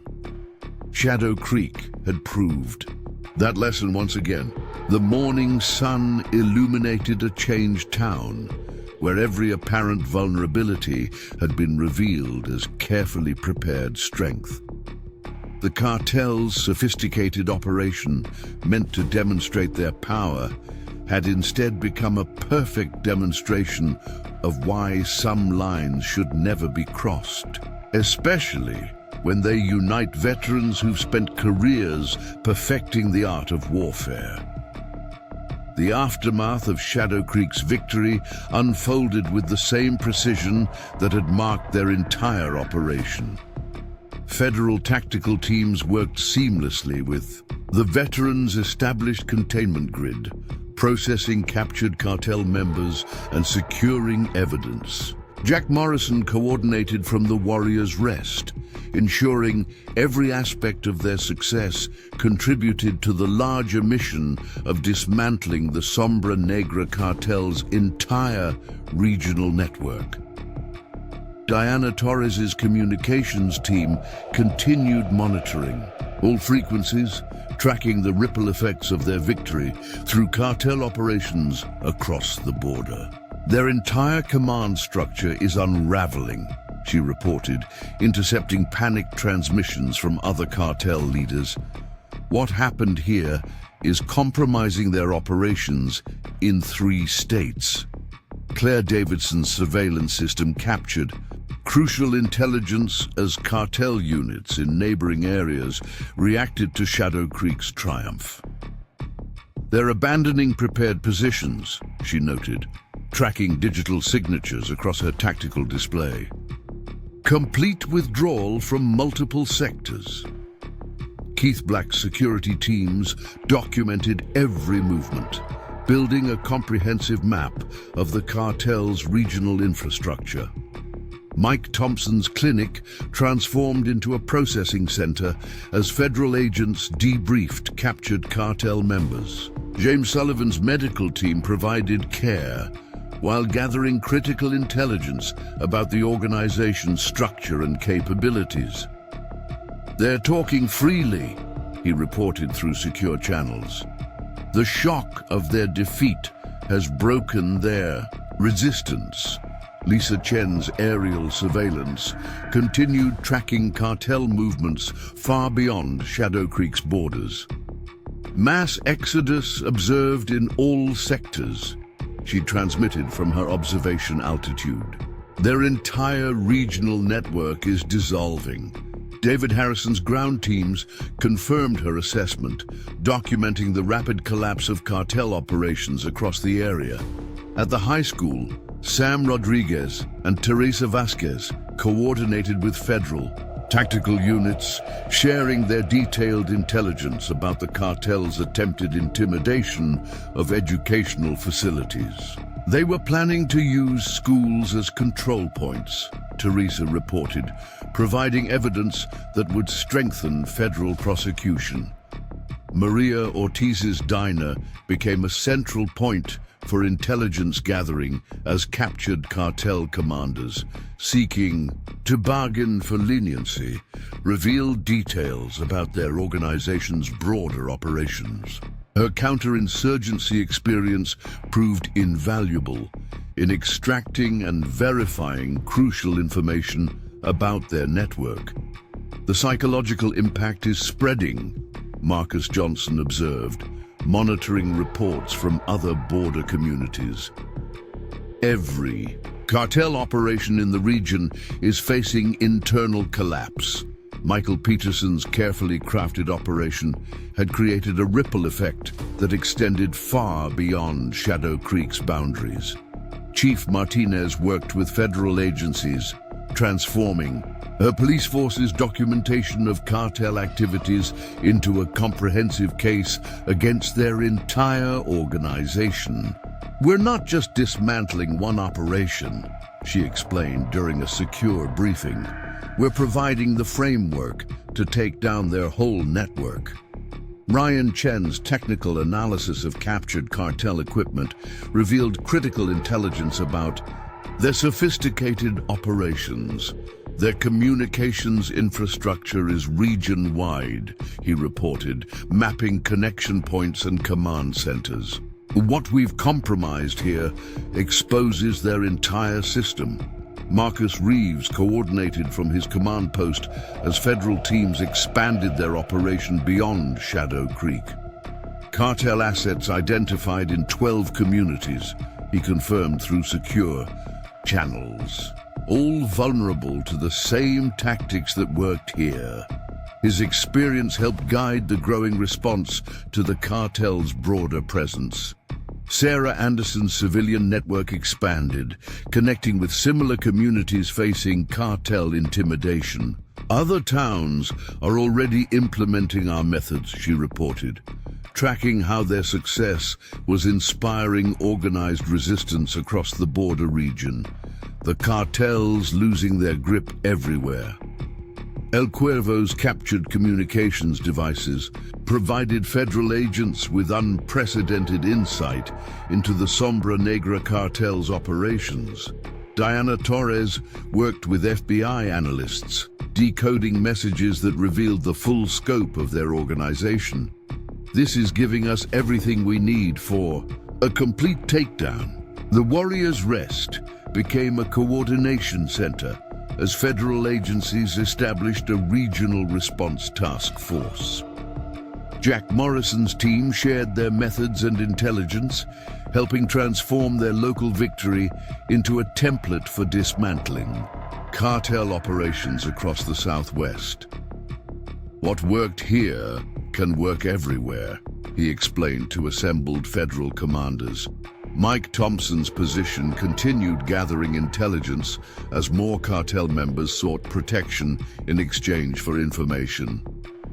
"They're realizing their whole organization is compromised," he reported while documenting their revelations. "Every captured operative is exposing more of their network." Lisa Chen's aerial assets coordinated with federal surveillance flights, extending their coverage to track cartel movements across state lines. "We're seeing similar withdrawal patterns everywhere," she confirmed, her pilots maintaining observation of the dissolving criminal infrastructure. Teresa Vasquez's team worked with FBI units specializing in cartel operations, sharing their insights into the organization's methods and vulnerabilities. "They follow predictable patterns," she explained, demonstrating how their tactical responses could be anticipated and countered. The morning's success sparked a broader transformation as other communities learned from Shadow Creek's example. Keith Black's security teams began training their counterparts from neighboring towns, sharing techniques that had proved so effective against cartel intimidation. Marcus Johnson's urban warfare expertise became a valuable resource for federal agencies planning similar operations in other communities. "The same vulnerabilities exist in every cartel operation," he explained, helping develop strategies for systematic dismantling of their organization. The sound of more helicopters marked the arrival of additional federal resources as Shadow Creek became the center of an expanding operation. Sarah Anderson coordinated with multiple agencies, ensuring their local intelligence contributed to the broader mission of regional cartel elimination. Diana Torres's communications monitoring captured the growing disintegration of cartel operations across the Southwest. Their entire command structure is compromising itself, she reported, tracking how panic was causing operational security to collapse throughout their organization. Shadow Creek's transformation from target to tactical victory became a model for communities facing similar threats. The veterans' methods, proving so effective against sophisticated cartel operations, offered hope to other towns struggling with criminal intimidation. The destroyed memorial site, which had sparked the cartel's fatal miscalculation, would be rebuilt as a symbol of community resilience. Their act of desecration had not only failed to intimidate Shadow Creek, but had created a template for resistance that would dismantle their entire organization. Jack Morrison coordinated with federal task force commanders, sharing the insights that had made their victory possible. Years of special operations experience had taught him that defeating sophisticated opponents required perfect coordination and preparation. Lessons that would now help free the entire region from cartel influence. The morning light revealed a changed landscape where cartel power was dissolving in the face of organized resistance. Shadow Creek's victory, built on the combined experience of veterans who understood true tactical superiority, had become the catalyst for a transformation that would reshape the entire border region. 2 weeks after Shadow Creek's decisive victory, the impact of their operation continued expanding across the Southwest. Jack Morrison coordinated from the Warriors' Rest, now transformed into a regional training center where veterans shared their methods with other communities facing cartel intimidation. What we achieved here isn't just about one town, he explained, to gathered representatives from border communities. It's a template for dismantling their entire network. Diana Torres's communications monitoring painted a clear picture of the cartel's collapsing influence. Their command structure has completely fractured, she reported, tracking panic-driven transmissions across multiple states. Regional commanders are abandoning operations, trying to salvage what they can before everything falls apart. Her intelligence network captured the cascading failure of Sombra Negra's sophisticated organization. Claire Davidson's surveillance system documented the broader impact of their victory. Cartel withdrawal confirmed in 14 communities, she noted, mapping their rapid retreat from previously controlled territories. Their entire infrastructure is compromising itself. Keith Black's security teams coordinated with law enforcement across the region, sharing techniques that had proved so effective in Shadow Creek. Mike Thompson's clinic became a model for identifying and documenting cartel activities in medical facilities. James Sullivan's team trained other healthcare providers to recognize patterns of intimidation and coercion. They use the same methods everywhere, he explained during a secure briefing. Once you know what to look for, their operations become predictable and vulnerable. Lisa Chen's aerial surveillance program expanded, training civilian pilots from other communities in sophisticated observation techniques. We're establishing complete coverage of cartel movement corridors, she transmitted. During a coordination flight, no operation goes unobserved. David Harrison's ground teams shared their expertise in establishing covert observation networks. At the high school, Sam Rodriguez and Teresa Vasquez developed educational programs teaching communities how to protect vulnerable institutions. Schools are always their first targets for control, Teresa explained to visiting security teams. We're showing others how to turn that predictability against them. Maria Ortiz's diner evolved into a training facility for counterintelligence operations in civilian businesses. Her years of experience helped other communities understand how everyday establishments could become powerful tools for gathering. Cartel intelligence.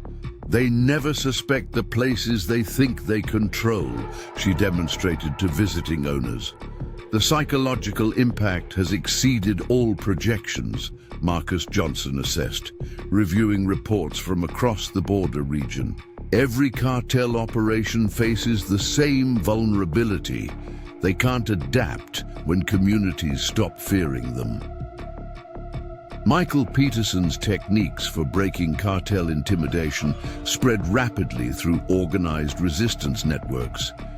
Chief Martinez worked with federal agencies, transforming local law enforcement responses to cartel activity.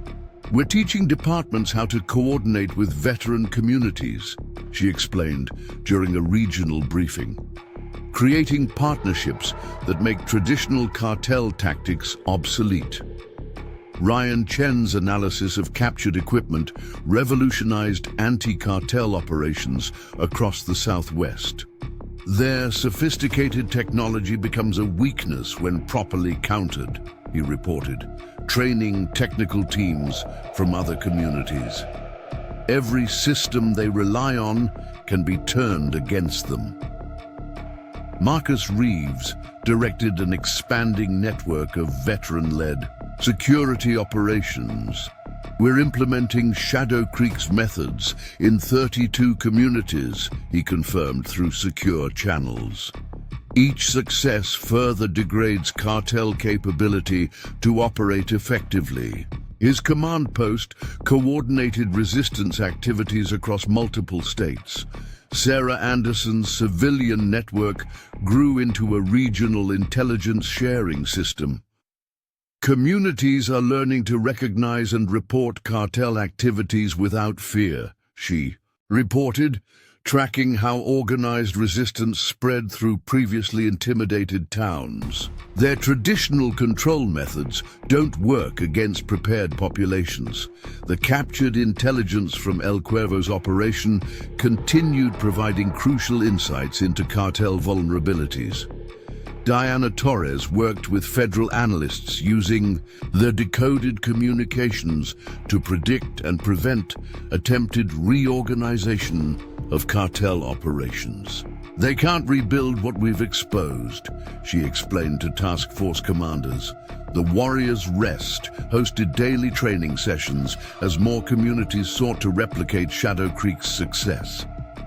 Jack Morrison's team shared their experiences and methods, helping transform isolated resistance into coordinated regional action.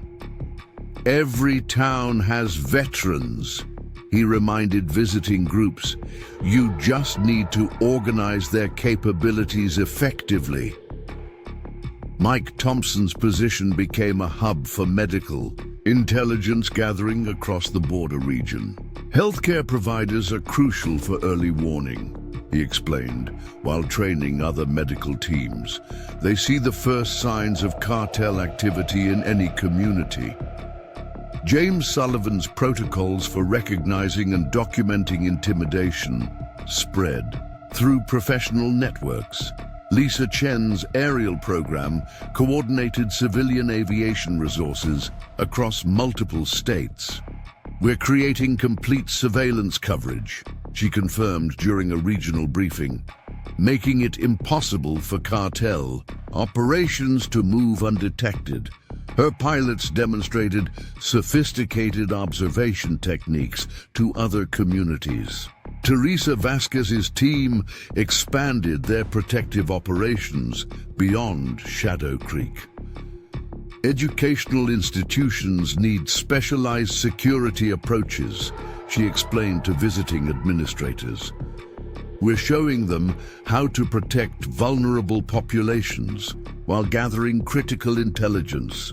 The broader transformation accelerated as more communities implemented Shadow Creek's methods. Keith Black's security teams trained local organizations in effective resistance techniques. Every business, every institution can become part of the solution, he demonstrated to visiting groups. Marcus Johnson's urban warfare expertise helped communities transform their vulnerabilities into tactical advantages. Cartel operations follow predictable patterns, he explained during training sessions. Once you understand their methods, countering them becomes straightforward. The federal task force headquartered in Shadow Creek coordinated an unprecedented dismantling of cartel infrastructure. Sarah Anderson worked with multiple agencies, ensuring effective information sharing between civilian networks and law enforcement. Communities and agencies working together make cartel operations impossible. Diana Torres's communications monitoring tracked the complete collapse of Sombra Negra's regional organization.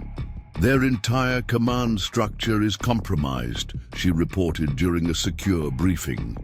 Every attempt to re-establish control exposes more of their network to federal action. Shadow Creek's transformation from target to tactical victory inspired a regional revolution in cartel resistance.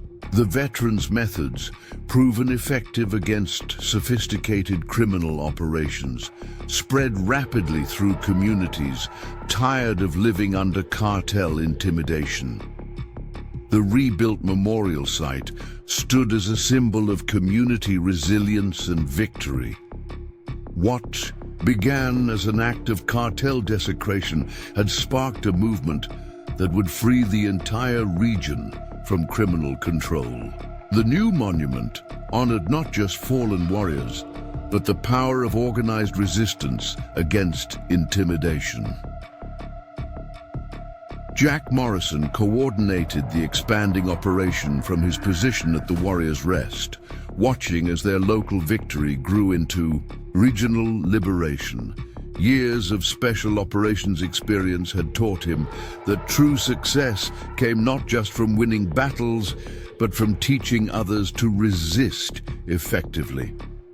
The morning sun illuminated a transformed landscape where cartel power crumbled in the face of organized community resistance. Shadow Creek's victory, built on the combined experience of veterans who understood genuine tactical superiority, had become the catalyst for a regional transformation that would permanently alter the balance of power along the border.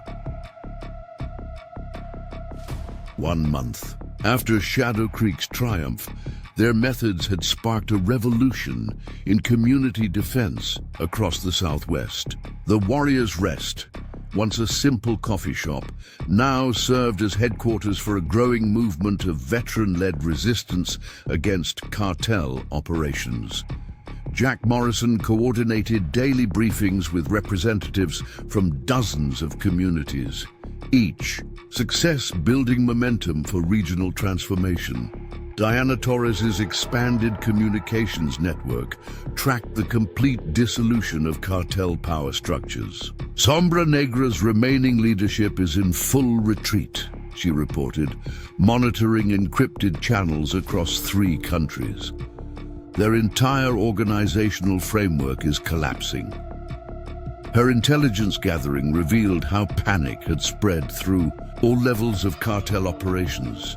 Claire Davidson's surveillance system documented unprecedented changes across the border region. 38 communities have successfully implemented our methods, she noted, updating their strategic display. Complete cartel withdrawal confirmed in each location. Keith Black's security teams provided crucial training support, helping transform vulnerable towns into coordinated defense networks. Mike Thompson's clinic developed into a regional center for medical intelligence operations. James Sullivan led briefings for healthcare providers from multiple states, sharing their proven methods for identifying and countering cartel infiltration. Medical facilities are always their first target for control, he explained. We're teaching communities to recognize and prevent their standard tactics. Lisa Chen's aerial surveillance program evolved into a sophisticated network of civilian observers. Complete coverage established across major trafficking corridors. She transmitted during a coordination flight. No cartel movement goes undetected. David Harrison's ground teams trained local observers in advanced surveillance techniques, creating interlocking zones of observation. At the high school, Sam Rodriguez and Teresa Vasquez hosted educators from across the Southwest, demonstrating how educational institutions could transform from vulnerabilities into strategic assets. Schools provide perfect cover for intelligence gathering, Teresa explained. The cartel never suspects their intimidation targets are actually monitoring them. Maria Ortiz's diner became a model for civilian counterintelligence operations.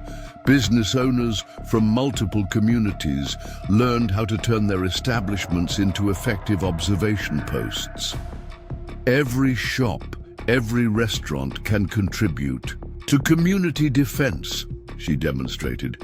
The key is coordinated observation and reporting. The psychological impact continues expanding, Marcus Johnson assessed, reviewing reports from newly liberated communities. Each successful resistance operation further degrades cartel ability to intimidate other towns. Michael Peterson's techniques for breaking cartel control spread rapidly through established networks. Chief Martinez worked with law enforcement agencies across the region, transforming traditional police responses to cartel activity.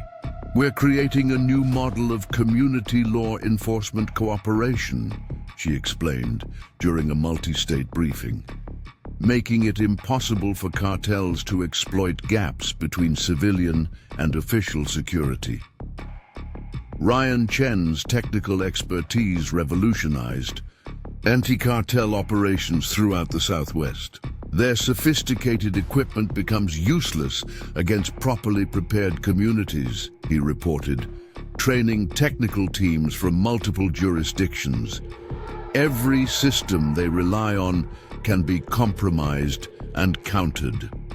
Marcus Reeves directed an expanding network of veteran-led security initiatives. Shadow Creek's methods have been successfully implemented in 47 locations, he confirmed through secure channels. Each victory provides new insights for improving our approach. His command post coordinated resistance activities across an ever-growing area. Sarah Anderson's civilian intelligence network transformed into a regional security framework. Communities are sharing information and resources seamlessly, she reported, tracking how organized resistance spread through previously cartel-controlled territories. Their traditional intimidation tactics fail completely against prepared populations. The intelligence gathered from El Cuervo's failed operation continued providing crucial insights into cartel vulnerabilities. Diana Torres worked with international law enforcement, using their decoded communications to prevent any attempt at organizational recovery. They can't rebuild what we've systematically dismantled, she explained to Federal Task Force commanders. The Warriors Rest hosted continuous training sessions as more communities joined the growing movement. Jack Morrison's team shared their experience and methods, helping transform isolated instances of resistance into coordinated regional action. Every town has its warriors, he reminded visiting groups. Success comes from organizing their capabilities effectively. Mike Thompson's medical network expanded into a sophisticated early warning system. Healthcare providers can identify cartel activities before they become established, he explained, while training regional medical teams. Proper preparation prevents their standard infiltration methods. James Sullivan's protocols became standard practice across multiple states. Lisa Chen's aerial program coordinated civilian aviation resources throughout the border region. We've established complete surveillance coverage of major corridors, she confirmed during an interagency briefing, making it impossible for cartel operations to move undetected. Her pilots trained observers from dozens of communities in sophisticated monitoring techniques. Teresa Vasquez's team developed specialized security protocols for vulnerable institutions. Educational facilities require unique protection approaches, she explained to administrators from multiple districts. We're showing them how to secure their populations while gathering vital intelligence. The regional transformation accelerated as more communities implemented Shadow Creek's methods. Keith Black's security teams trained local organizations in effective resistance techniques. Every business, every institution becomes part of the solution, he demonstrated to visiting groups. Success depends on complete community coordination. Marcus Johnson's urban warfare expertise helped communities transform apparent vulnerabilities into tactical advantages. Cartel operations follow predictable patterns, he explained during regional training sessions. Understanding their methods makes effective countermeasures straightforward. The federal task force expanded its operations, using Shadow Creek as a model for community-based cartel resistance. Sarah Anderson coordinated with multiple agencies, ensuring efficient information sharing between civilian networks and law enforcement. Integration between communities and agencies makes cartel operations unsustainable. Diana Torres's communications monitoring tracked the continued dissolution of cartel organizations across the region. Their command structure is comprehensively compromised, she reported during an international security briefing. Every attempt to re-establish control exposes more of their network to coordinated response. The rebuilt memorial site became a symbol of community liberation throughout the Southwest. What began as an act of cartel desecration had sparked a movement freeing entire regions from criminal control. The new monument honored not just fallen warriors, but the power of organized resistance against intimidation. Jack Morrison coordinated the expanding operation from his position at the Warriors' Rest, watching as their local victory transformed into regional liberation.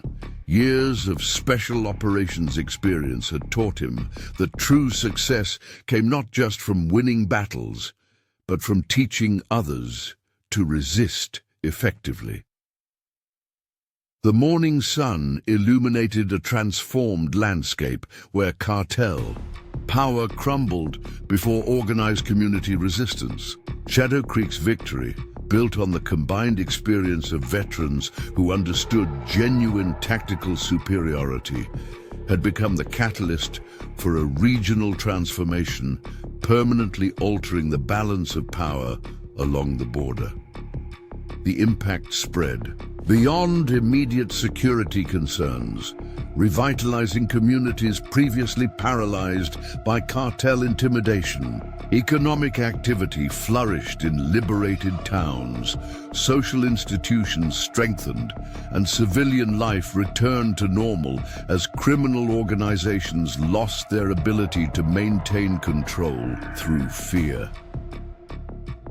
3 months after Shadow Creek's triumph over the Sombra Negra cartel, Jack Morrison stood at the newly rebuilt Veteran Memorial, its polished granite surface gleaming in the morning sun. The site that had once sparked their resistance now stood as a symbol of victory, not just for one town, but for an entire region liberated from cartel control. Diana Torres approached with her latest intelligence assessment. Complete collapse. Confirmed across 3 states, she reported, sharing surveillance data that showed the total dissolution of cartel operations. Their entire organizational structure has been dismantled. Shadow Creek's methods have transformed the border landscape. From the Warriors' Rest, now an international training center for community defense, Claire Davidson monitored the expanding impact of their success.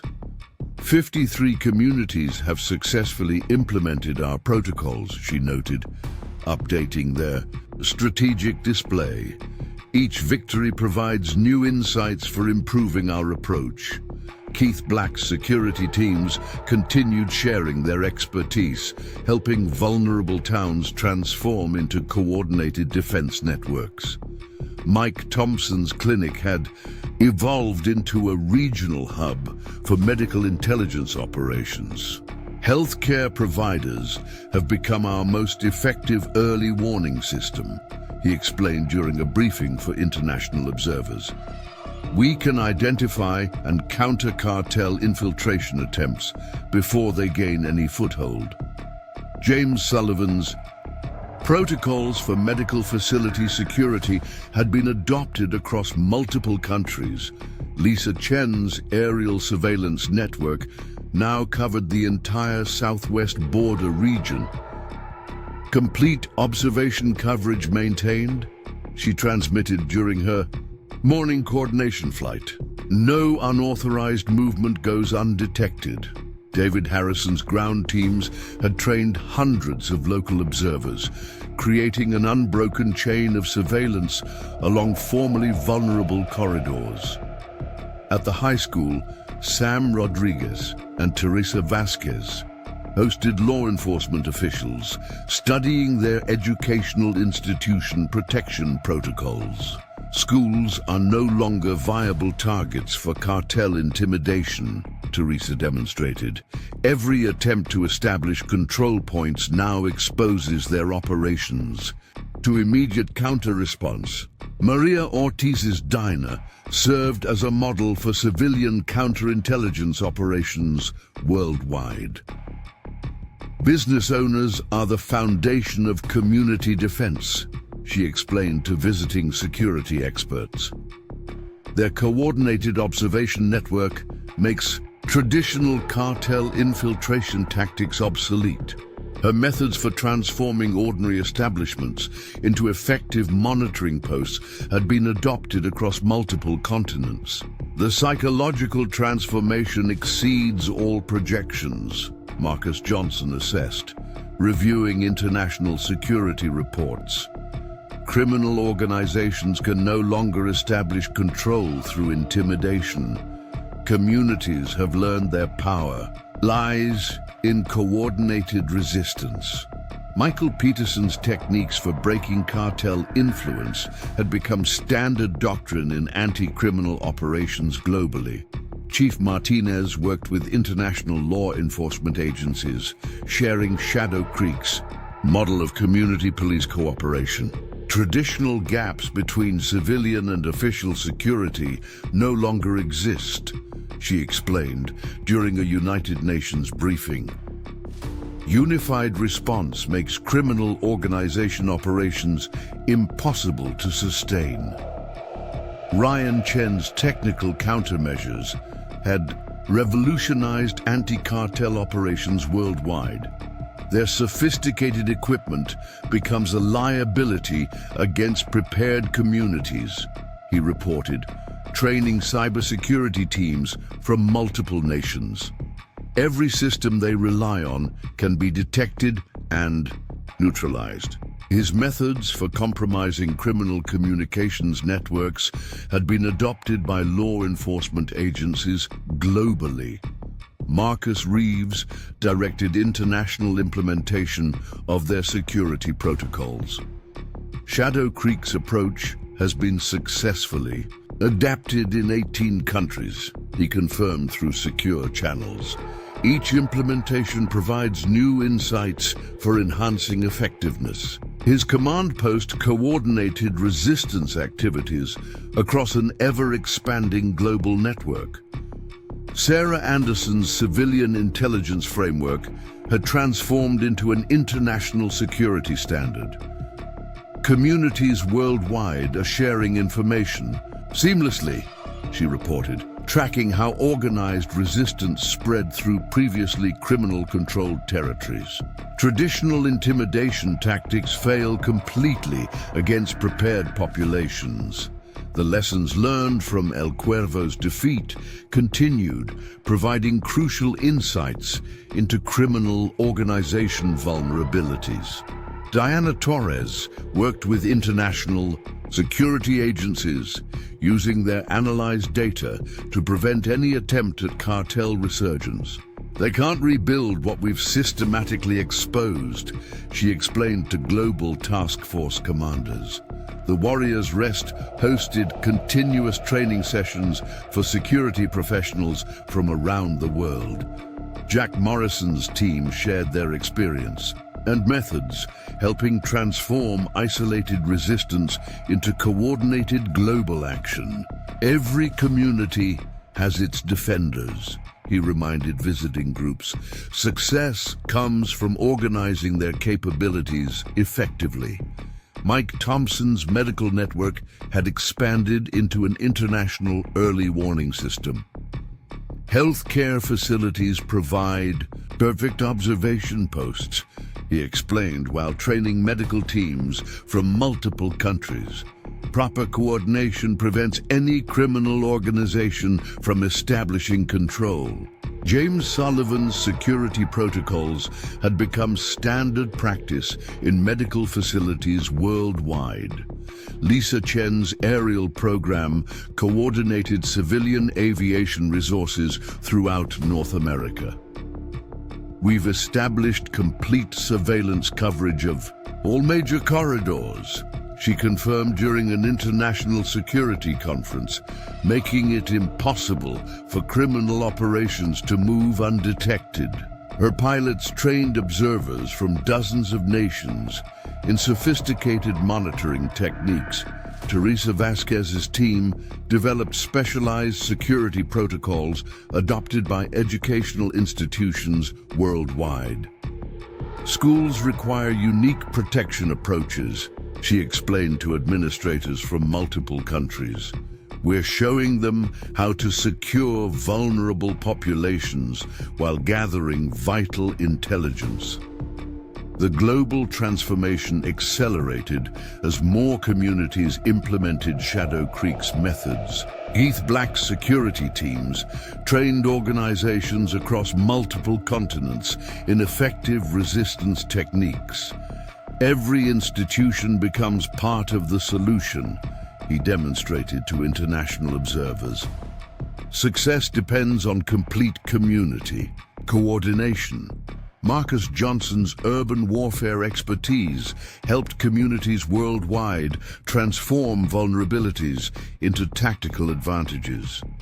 Criminal organizations follow predictable patterns, he explained during international training sessions.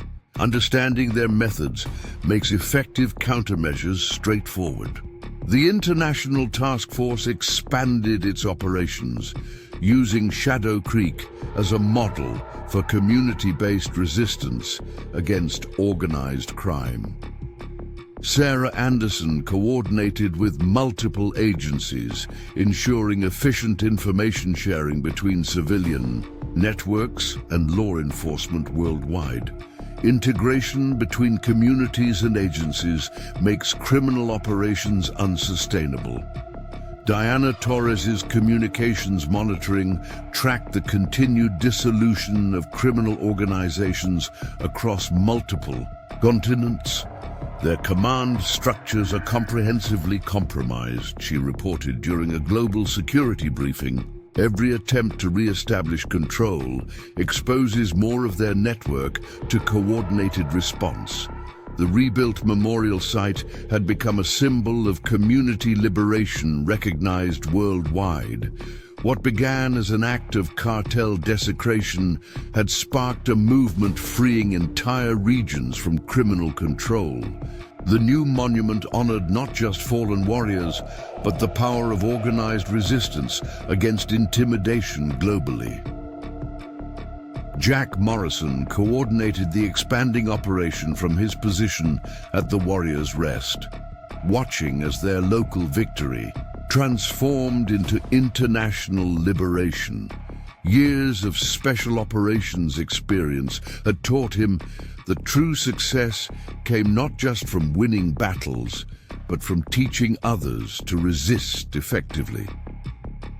The morning sun illuminated a transformed landscape, where criminal organization power crumbled before organized community resistance. Shadow Creek's victory, built on the combined experience of veterans who understood genuine tactical superiority, had become the catalyst for a global transformation permanently altering the balance of power between communities and those who would control them through fear. The impact spread beyond immediate security concerns, revitalizing societies previously paralyzed by criminal intimidation. Economic activity flourished in liberated regions, social institutions strengthened, and civilian life returned to normal as organized crime lost its ability to maintain control through fear. Shadow Creek's methods had not just won a battle, they had changed how communities worldwide responded to intimidation and threat. The town of Shadow Creek had transformed from a target of cartel intimidation into a beacon of hope for communities worldwide. What began with the burning of a veteran memorial had sparked a revolution in community defense, showing that organized resistance could triumph over any threat. The veterans' methods, born from decades of combat experience, had created a template for liberation that spread across continents. Jack Morrison stood at the rebuilt memorial, its polished surface reflecting the morning sun. The site that once symbolized cartel brutality now stood as a testament to the power of united communities. Around him, Shadow Creek bustled with activity. The Warriors' Rest training security teams from around the world, Mike Thompson's clinic, coordinating international medical intelligence, and Diana Torres's communications center tracking the continued dissolution of criminal organizations globally. The cartel's fatal mistake had been thinking they could intimidate a town of veterans. Instead, they had awakened a force that would ultimately dismantle their entire organization, transforming not just one community, but the entire landscape of power along the border and beyond. As the sun set on another day of training international security teams, Jack reflected on how far they'd come. The burnt memorial that had united them now stood restored, stronger than ever, just like the community it represented. If this story of veterans uniting to defend their community touched you, make sure you're subscribed to our channel. We bring you powerful stories of courage, unity, and triumph against overwhelming odds. Hit that subscribe button and join our community of viewers who understand that true strength lies not in intimidation, but in standing together against those who would rule through fear. And don't forget to tune in tomorrow. We've got another incredible story waiting for you that you won't want to miss. This is the power of unity, the strength of veterans, and the triumph of communities that refuse to be intimidated.